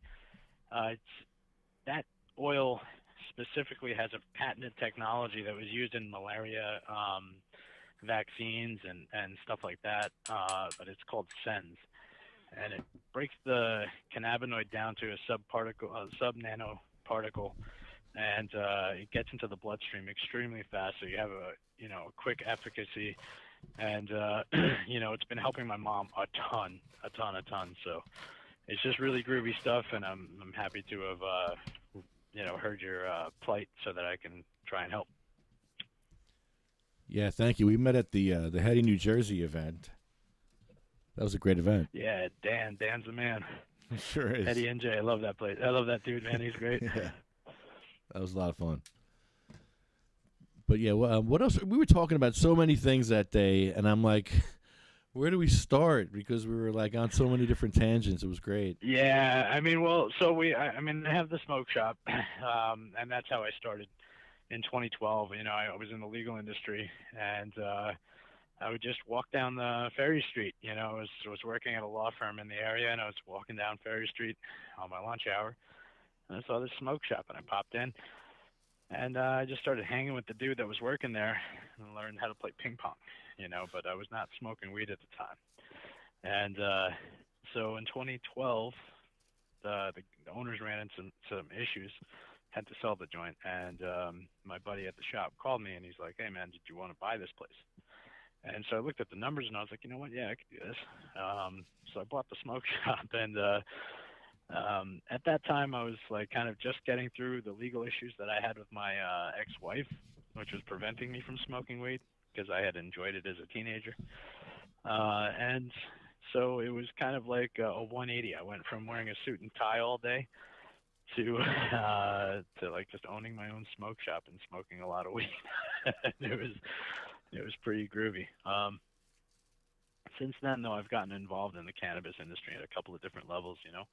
I have involvement in a hemp company called Hemp and Tech, and what we're doing is we're creating an alternative to wood, so that you don't have to actually deforest mature wood anymore. We make a plank that is majority, say 60 to 70% hemp, but can have the same tensile strength as a mature wood. So one of the biggest consumers of mature woods is the pallet industry, and so we're trying to stop as much deforestation as we can through our process and our product, and then the other thing I'm into is just getting meds out to people, with this landrace bioscience partnership that I have. And these meds that I gave you, I mean, I'm hoping to do some great things with that, and work a model where we can get people medicine that need it, even if they can't afford it, That's the plan. Yes, sir. Yeah, man. And then in addition to that, we have our quality. I mean, CBD is a really, really great thing. THC is phenomenal, and CBD is also a really great flower, and unfortunately, there's not a lot of good quality smokable CBD on the market. So, having a passion for smoking and smoking cannabis myself, I wanted to find some good CBD, and I had a buddy of mine who was really passionate on the project. So we started a company called Princess Buds. And Lefty, I didn't get a chance to show that to you, but it was kind of like we based it around his cat, and I know you would have enjoyed. You would have really enjoyed that. But yeah, you could check out the website, princessbuds.com. We're just getting this off the ground, so it's in its infancy, but we've gotten a hold of some really good quality flower through some really cool farms, and we're happily presenting it in our jar with our cat on it. So those are the projects that I got going on right now, and I'm hoping to try and help you guys out with your activism. I'm really happy with what you guys have been doing. I'm very appreciative of it. The efforts, and I think the industry as a whole has benefited so much from what you guys have done, and I'm just very grateful to have met you and been able to give you those blessings, and looking forward to seeing what I can do to help you and your mission going forward, man. I'm looking at your website here, and the picture of the cannabis field, is that your field? Oh, my God. That's my friend Antonio's cat, Princess. She passed away in COVID, and then the COVID, like in the year of COVID. So, but she got him through a lot of dark times, and he gave me this whole story and how he wanted to keep her name alive. I was like, I never really thought I would be running with a label called Princess, but Princess having grown Buds. up in New York, New Jersey, and having that kind of machismo and ingrained in me, But here we are. Oh, this is nice. I kind of had the same thing. So when I originally opened up my donut shop, it was called Fried Unicorns, and 6'1", shaved head, tattooed up to up to my face line, 2-inch ears, and people are like, what the fuck? And I was like, yo, dude, it's all about food that's fantastical. Whatever you want to a note to the idea of a unicorn, that's exactly what this is. Get in line. I don't know what your problem is. Whimsical. Yeah, it's when I fucking eat a donut, I literally I want it to be a fantastical experience. If it's just icing, that's boring. That sucks. Like a donut is everything that you shouldn't eat, but fancy. Did you see them putting sprinkles inside the donut now? Inside the donut? Inside the donut, the sprinkles go. Wow. That's a new thing now. That's so much smarter. And outside, and in the glaze, everything, everywhere. They said, "Oh wow, jeez." To my diabetic friends, I'm sorry. I'm very sorry. Yeah, there is not a. There just don't go for low sugar donuts. Yeah. No, that's awful. Waste whatever, your time. sometimes you can't eat out. Sometimes that happens. I basically can't eat out at a fucking restaurant. It's too difficult most of the time. So I bring my own food. I got a sandwich in my bag, just in case. Today we have a ricotta salata and red pepper pita. It's gonna be delicious. Nice. Sounds great. But yeah, this looks like a beautiful website. Beautiful cannabis field here. All these buds are beautiful. Wow. Thanks, man. Thanks. And then, we worked hard to try and find good quality cannabis to push out there. Just seeing the gap there, is it was just prevalent in Newark, you know what I mean? And and then we found it like it was pretty prevalent online too. It's pretty hard to find some good quality cannabis to smoke on. So I mean, we're excited about this project and excited about getting good meds to good people, and you know, that's it. I'm just looking at Fruit Loops here. Okay. Oh yeah, the Fruit Loops. The Fruit Loops are you know, those are those are not CBD. Yeah, a little different. Yeah, those are you know, just some meds that I felt like Lefty would enjoy. Oh my. Yeah, we're twisting one up now. It looks like a cone. Oh my, he rolled a cone of it. Look at you. Yeah, no, this is a nice. That's one of my favorite strains as well. It's pretty funny that Lefty says it's his favorite because it is. I love the fruity ones, and that's like the fruitiest. That and Skittles, I think. Yeah, Skittles. Yeah. There's another one that I came across recently. Nerds. That was just okay, great. Yeah, if you like that fruity stuff, Nerds. And then you get into all the papayas and all the fruity other fruits. Like I'm into old men now. That's what I look for in my weed. Like if it smells like an old man's foot that like hasn't really been bathing well, maybe only wears one shoe. There's an indentation of him. Flower, yeah. Like I want that fucking stinky smell when you open it. Like I want to be offended for a second. like GMO, like this haze. Like you pop it open. If my wife doesn't go, what the fuck was that? Then like it's not. It doesn't have that thing. I agree. Like that's what I went through the fruity stuff a couple years ago, and then like I kind of smoked myself out of it, and now I'm into stinky stuff. Like I want stuff that's kind of like you just want like the cheesiest of cheese. Yeah, like when somebody else smokes it, they're like, you know what, I don't really want this. I don't like. There's something like, did this go bad? Like, did you know what is that? That's not weed, right? What drug tastes like that? Like. Yeah, back in the day, my mom, there was a strain that, I guess it was a sour diesel strain, and it smelled like skunk.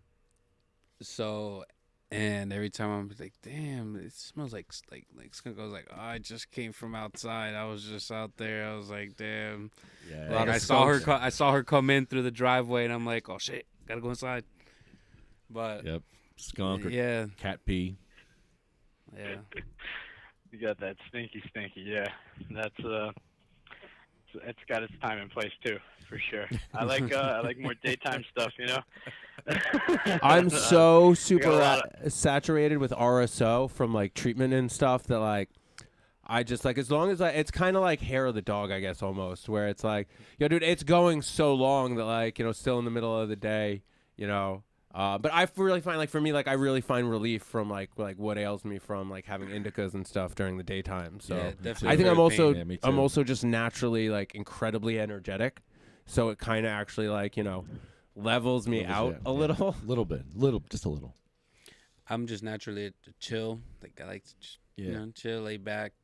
Yeah, I'm used to indica. Like, so I'm good.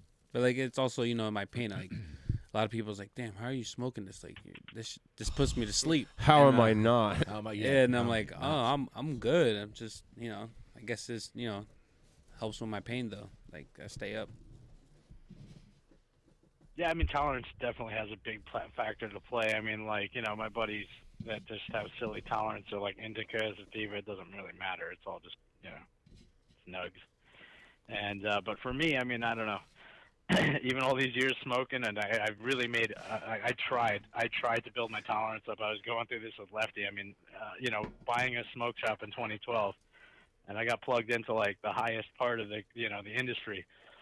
And I'm getting cannabis from like cannabis cups and stuff like that, and I was just blown away. I mean, we went from 0 THC to like 26%, 30% THC, and it was psychedelic, the experiences for me. So I actually had to sit there and train my tolerance. I smoked my brains out for like 2 weeks trying to just be able to function after I smoked, because I would go to these cannabis events, smoke, and then just not remember anything that happened. Yeah, my like, dad. Sorry, my dad will be like, I got him like super fancy exotics recently, and like he got too high on it and was like, don't get me that again. No, thank you. I was like, dude, you asked me. You were like, yo, I want something like silly crazy. And I was like, okay, like I'll get you something, silly, crazy. Like, I mean, I didn't get him like moon rocks or something because I didn't want to You got fucking him kill foot the old cheese. man. You don't want foot cheese. No, I mean, I gave him. What did I give him? I gave him purple runts, and it was just a really good grow of it. And I gave him a little bit of this haze that we smoked earlier. Oh, nice. When I had first gotten it, and he's like, "Yeah, that wasn't comfortable. I got too high. Don't give me that again." I was like, you asked for it, guy. Like, Yeah, yeah, that's the thing. Is that like a lot of people don't realize that when you go to a dispensary and you pick up weed and you don't know what you're looking at. It's like you're pounding 4 or 5 shots your first go out. You're not having a beer. You're not sipping a beer. You're how to pounding not 4 or 5 have a good shots. time? Yeah. How do you not have a good time? Is it depends on your own mental stability and your comfortability in your space and all that. So many factors, but I think if the industry at large were to have more informed people, and just interact with their clients more. It's like, hey man, have you tried cannabis before? I do this with all of my customers. Like, are you an actual user, cannabis user, daily cannabis user? Because if you're not, I'm not telling you to eat a full 60 milligram gummy, because then you're going to be tripping balls and calling me and be like, where am I? Yeah. Or you're calling the ambulance and you're like, So you need to start with where you're comfortable, and if we have just more education on the market, we have more CBD dispensaries, more cannabis dispensaries, just guiding people into safer options. I think we'll have a lot better adaptation of this plant. One of the things that we're doing, so Sativa Cross has kind of pushed me forward and gotten helped me film a video. They're helping to produce it. But we're doing the first part is an educational how-to video, how to make RSO. I kind of have like a little bit of my own method from how I cured Crohn's in myself, or I shouldn't say cured, but how I treated Crohn's in myself, and how I treated cancer with my mother. And I help patients out to kind of get access. But one of the big things after that is going to be the educational part of consultation. I try to tell people, look, hey, I can give you this, you can take it, you can have it, but it's more than that. Depending on what is ailing you, essentially, you might have to go to more extreme levels of hey, it's not just smoking weed or ingesting weed. You may need to change your diet, you may need to cut out certain things, especially gastrointestinal stuff. But that's really my main focus is getting that education out there. And trying to help people get that information that was harder for me to access. I've been in the industry for 20 years, and I know about RSO, but when it finally came time to make it, the information out there for me to be able to do it myself wasn't really excellent. I had to take stuff from several different sources and kind of figure it out as I went along. Yeah, and everybody's going to have to do that, right? Because everybody's endocannabinoid system is going to process each strain differently. That's why some people will smoke a strain and be like, I'm tired. Some people will smoke a strain and say, I'm wired. This is the nature of the beast. And I think that the RSOs, and yeah, you're right. You're going to have high doses and stuff like that, right? But as long as that comes with the warning label, as long as the patient knows what they're in for. Yeah, exactly. And as long as you know how to dose it too, that's the big thing. With my mother, she had lymphoma, and it's one of those ones that I believe, you go full bore. Where do you want to see yourself at, alive or dead? So we started her at 200 milligrams, and the first 2 days she was fucking delirious. And I was asking her I understand that you are so fucked up it's a little uncomfortable, but are you too uncomfortable? And she's like, no, I'm okay. And after about a week, we had her on a gram, and she was still high, but not those first 2 days fucked up. And after 2 weeks, she was taking a gram a day and functions now. She's retired. Yeah, she reads books. I took a very similar, I took a very similar approach with my mom. You know what I mean? And they're fortunate enough to have sons that are really educated in this space. You know what I mean? So. Yeah, she believed in it because I believed in it. Exactly. But what I'm talking about is our casual patients that come into my shop, and they only have themselves, and whatever information that they were able to gather on the internet, and then and they come in. So if I'm the person that's selling it, and I sell them the wrong dose that gets them to the moon, and they're not ready for it, then they're turned off from this medicine. Exactly. That's the worst thing. Yeah, exactly what we don't want. Like, you got to that's ease them exactly into what we it, don't know want. what you're feeling so that they continue it. Because the goal is just like you said, like it's to help them cure themselves, to help them like heal themselves, to help them, quality of life. And like, however it is that I have to facilitate that middle ground, like it's so important. It's really, yeah, I mean, it's huge. And that's why I think, like, just different ratios is going to be the key, right? Like a starting ratio, a middle ratio, and then the healing ratio. And, and you just kind of have a step-up process. But, I mean, just having access to a lab through my buddy now is huge, I mean, he's got, like, a legit lab, like a multi-million-dollar facility that, he can run different ratios for me. My mom is now on, and the same thing I gave for Lulu, they're on an 8-to-1 CBG to CBD ratio, and that's extremely good for targeting the inflammation and while still activating the entire endocannabinoid system, and it's working really well. I'm looking forward to seeing what other kind of ratios we can try and push out, to see how it affects different things. But I mean, this is just an exciting time, man. But I think that just education is the biggest thing, and just having people that care about it in the industry versus just looking at dollars is the hardest push for me, because I'm having meetings with these guys that are just all about dollars. On the business side, they don't care about anything but dollars. So you have to figure out a model that makes dollars sense to them, that makes marketing sense to them, that we can approach them with that would actually they'd get jazzed about, instead of like, oh, we got to do this because it's required of us, Yeah, bro. We want to talk about something with you on Monday night about the donations we were going to do for sick and dying people, and so I'm going to invite him to our meeting. All right. Yeah, man. My friends have been doing this for a while, on the full spectrum side, and I've been doing it on the CBD side for a while. We call it like our underground cancer railroad, where we just kind of donate some meds and I've been looking for something to do it, legitimize it a little more. And you guys having your 501c in place and all that, that's just, it's a godsend, Yeah, so I think we're all on the same page. As I just wanted to help people because we got passed over. I'm sorry, we got stepped over by the cannabis corporate cannabis industry. All the sick and dying. It's terrible. 100%. But you know what? Not for nothing. We can do things. We have the same availability to the information that they do. We have the same access that they do. They just have the time because they have the capital, right? So, but we have numbers, and if we can gather numbers, then we can distribute work and into available time, and that can work. Yeah, right on. Yeah, man. Yeah, we'll get there. We've overcame so much already. Word. And just seeing how hard you guys have been hustling, and and I have access to business guys in this industry that are making a lot of money, and I can lean on them and pluck their heartstrings and make them fight this fight with us, and I mean, that's one of the things that we were actually talking about too, is there's this educational component that people don't necessarily want to have to deal with because profit. So if we can get into that situation where we can provide that education for them, we don't care that it doesn't matter that it's forced on someone that they have to do some education for people. We're fine filling that niche because it still means that education is getting out there.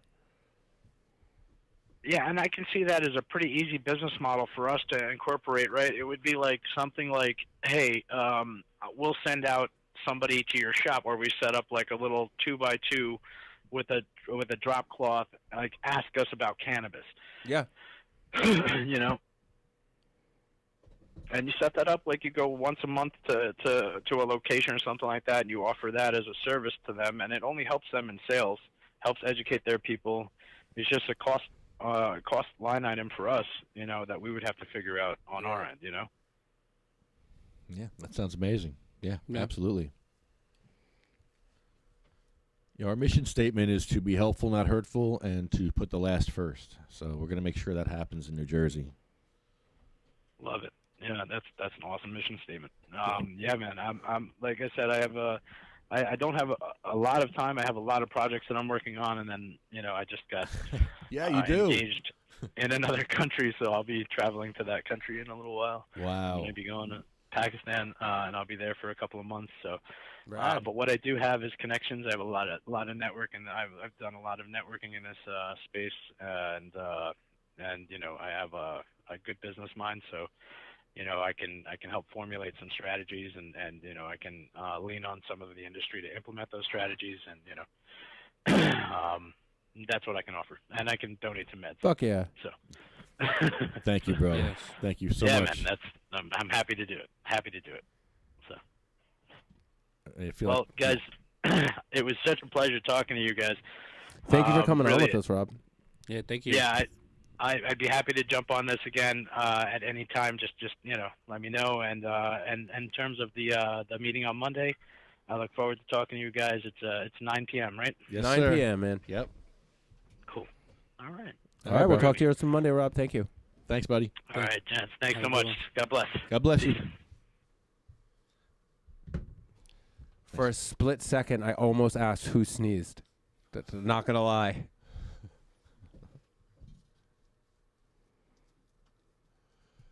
All right.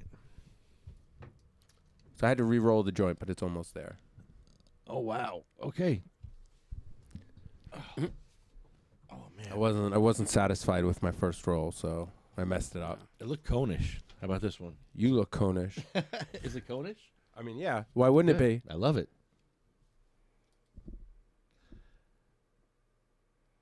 That's how I enjoy conish joints. Not cone joints. Cone-ish. Cone-ish joints. What's the difference? I wonder whose white beard this is in the microphone. A white beard. I don't use that microphone. Oh, it wasn't yours. This is pretty short. This is like a mustache one. This is someone's mustache. Oh, my. Something was like hit me in the face, and I was like, "What the fuck is that?" Oh, my. Yeah, it's all right. Well, you're not supposed to be on the mic like this, like this. Yeah, but it was close enough that like it's a long hair. Wow. You got to be up on the mic, but, this isn't prison. Get it? Get it? Prison? Yeah, Like, we get it. So that just happened. Oh man. Just making sure you get it. 'Cause I made a joke and nobody laughed. I hate that. Now it's awkward, and I love that, too. I'm going to let that sit there, too. It's live. I'm letting it sit there because I'm going to just do something else right now. I have to get the list together. And first of all, thank you, CMMNJ. Thank you, UFCW. I'm not even on the right page. Thank you, Hugh, for coming with us today. I appreciate that. Huey G. Hugh, they should name a strain after Huey G. Hugh OG. Huey OG. They could name a ranch sauce after him.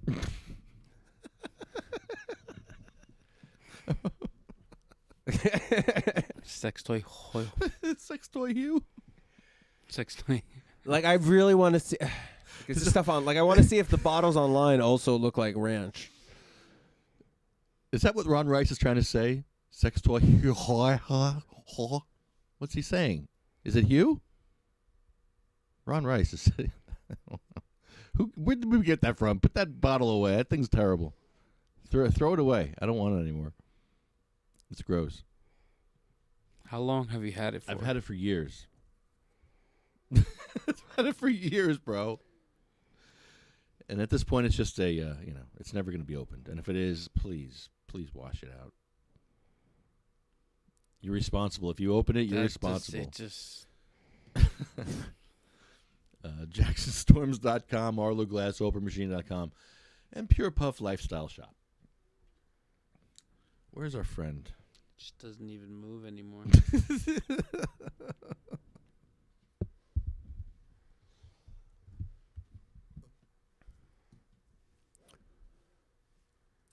All right, hold on. I'm going to do the list. Jeff's going to do the list with us. If I can get this thing to work. This thing doesn't work right. New Jersey. Thank you for the opportunity for me to speak here. I want to thank my friends from the cannabis community for advocating on my behalf, and I myself have advocated on the medical side for my fellow patients. I am my friend Lefty's display.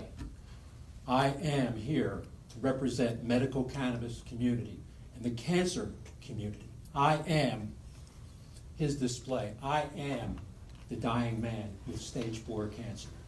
And I would like to give everyone here on council, I don't know who voted on this ban, on what side they were, but I'm going to look every one of you in the eye as I'm dying right in front of you to know how your vote has affected our lives and the rest of the people in the cancer community that is trying to access this important medication that allows us to function through chemotherapy, through radiation, through repetitive surgeries. I've had half my colon resected. I had a tumor the size of a tangerine. I spent a month in the hospital. I nearly died. My colon stopped functioning. They insisted that I was having withdrawals from cannabis.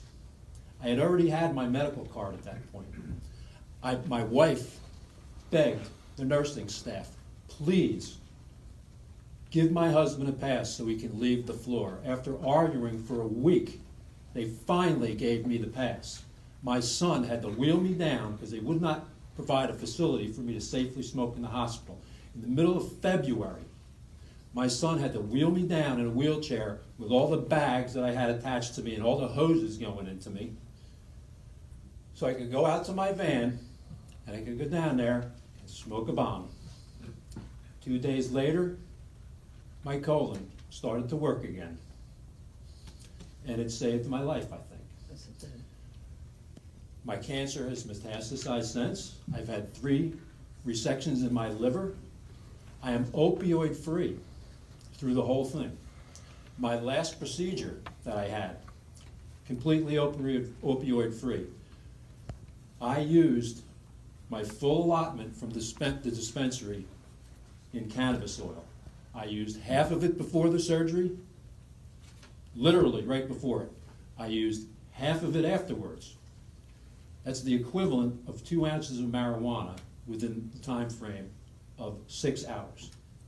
I did not use, out of the 100 units of morphine they gave me in the hospital, I used 5 units. They sent me home, they tried to send me home with opioids. I refused them. I haven't used them. I don't know why people are so afraid of this. I am the example here of being opioid free. At times, to treat my cancer, I have used upwards of a pound of marijuana, in the equivalent to a pound of marijuana, of oil, in a 30-day period, in hopes to having an effect on my cancer. I can tell you, quite frankly, if someone's worried about someone being harmed by cannabis, if it didn't kill me in those 30 days, it's not killing anybody. It's never killed anybody. If there's damage that was done, or if there's a life to be protected from legislation, this legislation, from my standpoint, is the worst I've ever seen, because it directly affects my ability to stay on this planet. I thank you for the opportunity.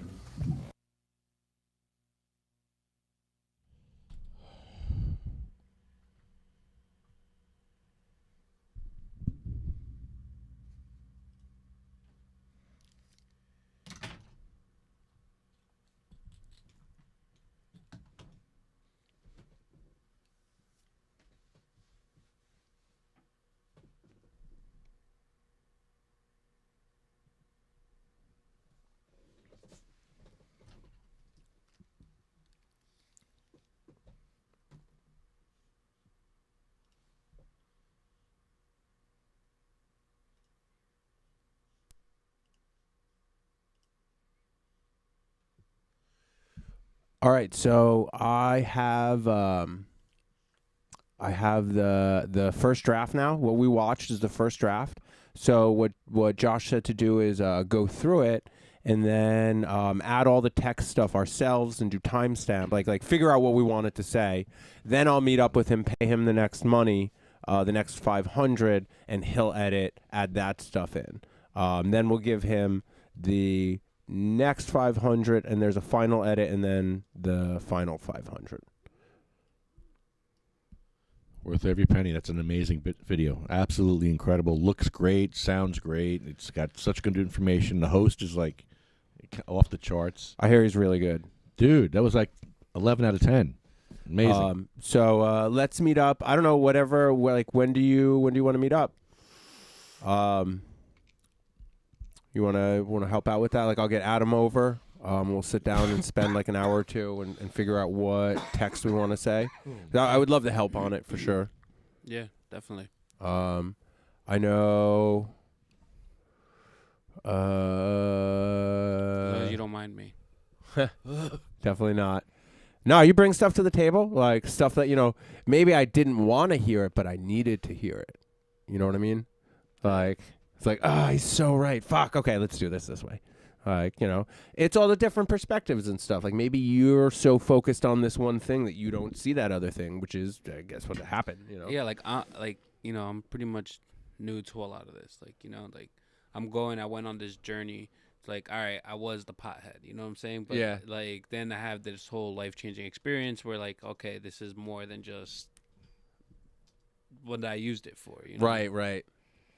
Like, I always, like, me and Adam will talk sometimes and be like, I can only imagine how sick I would have been had I never smoked weed. Like, I didn't use RSO until, like, 6 years ago to really get it out. But, like, I'd been smoking weed this whole time that, I can only imagine how sick I would have gotten.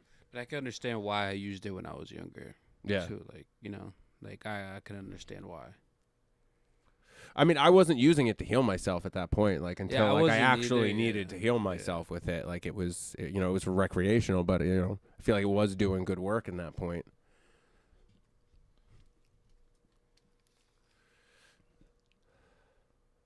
Lefty. How was that? Tasted good, right? Yeah. Super good. Yummy. Sorry it's not cheesy, but I like cheesy too. I do. Really cheesy wax. Oh my God. Did I spell ignorance right, or am I ignorant? I got it. Yeah. I don't know. English is difficult. All right. So thanks for tuning in. We'll talk to you next week. We got events coming up at the Weed Stalk. 212, Cannabis is for Lovers. Stay tuned. We'll let you know what's going down for that. Mm-hmm. I hear we're doing baked goods. Is that what happened? Yeah, we'll have a couple different cookies. I haven't really decided what I'm doing. I think something with jam, like some kind of strawberry jam, possibly. Some kind of jam cookie. How about love themed cookies with cream? I am not picturing what that is. Would you elaborate, Lefty, for us? No, not at all. I don't think we're on the same page then. I think we are. I can't in my head visualize it really what it is you're asking me to do. So love themed cookies. Yeah. That's all. Themes of love. The cookies will come with love, but probably not be filled with love. If you.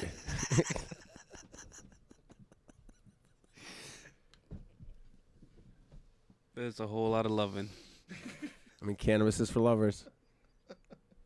So that's going down next month, 212. 212, Saturday. Right, it is a Saturday, right? Yeah, it's okay. It's Saturday at the Weed Stalk. Fun. I can't wait.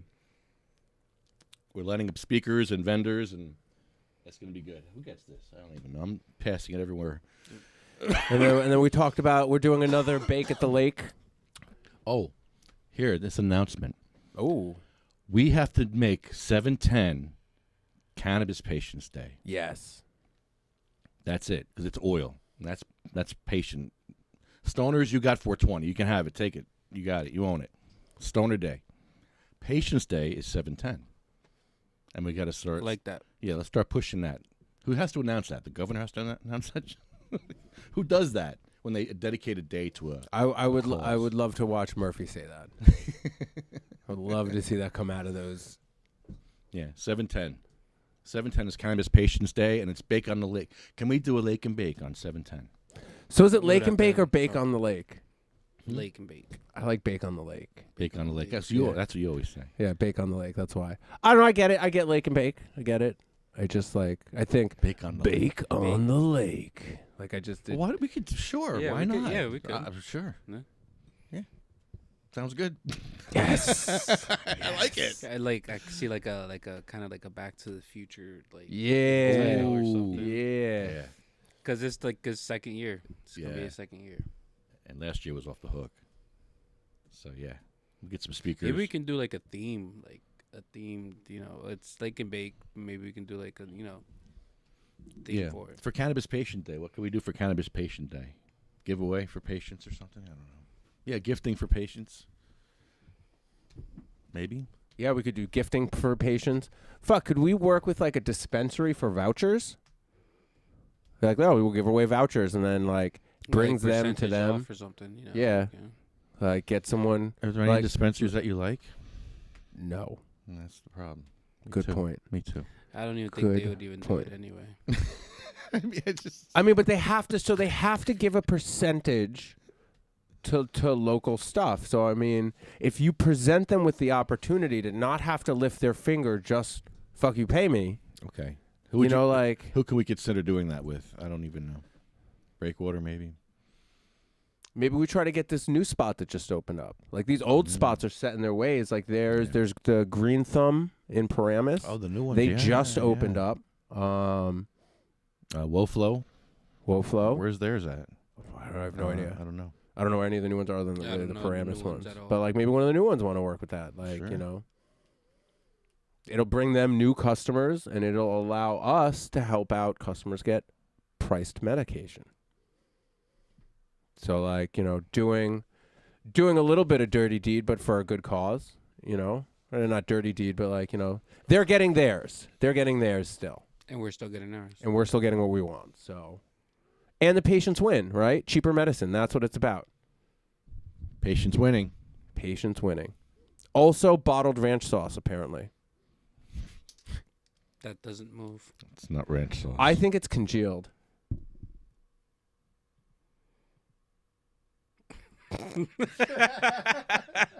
Yeah, no, it doesn't move. I mean, maybe if you heat it up, it'd be good. Hoyle. Yeah, no, I'm good off that. Yeah. Mm-hmm. I mean, so if I put a ranch thing on here, you would like, oh yeah, like you would not know. Oh, but it won't move though. I haven't had ranch as ranch liquidy like that. I feel like I had to really push to get the ranch out. I mean, yeah. Is but- ranch supposed to be thick? Ugh. Yeah. Ugh. Gross. It's not even moving. No. Oh, it's not moving. Oh, I think a little bit A moved. chunk maybe. It's slowly dripping down. Maybe it's got to be thicker for better viscosity. Like, you know, the friction to like this is for like faster movement because it's so thick. It'll hold up to more friction is what I'm trying to say, I think. Yeah.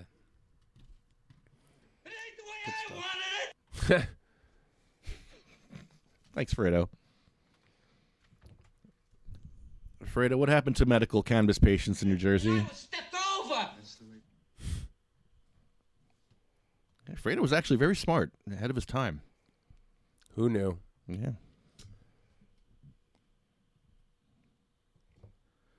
All right, y'all. Oh, and 420 at the State House. Oh, yeah, 420 at the State House. So we got a bunch of parties lined up every couple of months coming up. Yeah. I'm excited. It's going to be a fun year. Bong Holio's coming back. Purple Bong.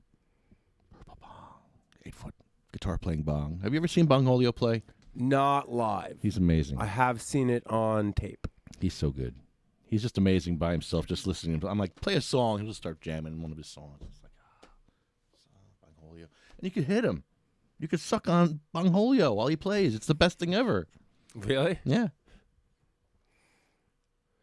Why not? It's a hookah. It's literally has 4 of them, I think, coming out this year. 4. Yeah. It's like dreadlocks. Oh, boy. It's great. Love it. Hashtag Jeff's Law. Hashtag They Shall Grow. See you later. Thank you, everyone. They shall grow not old, as we that are left grow old. Age shall not weary them, nor the years condemn. At the going down of the sun and in the morning,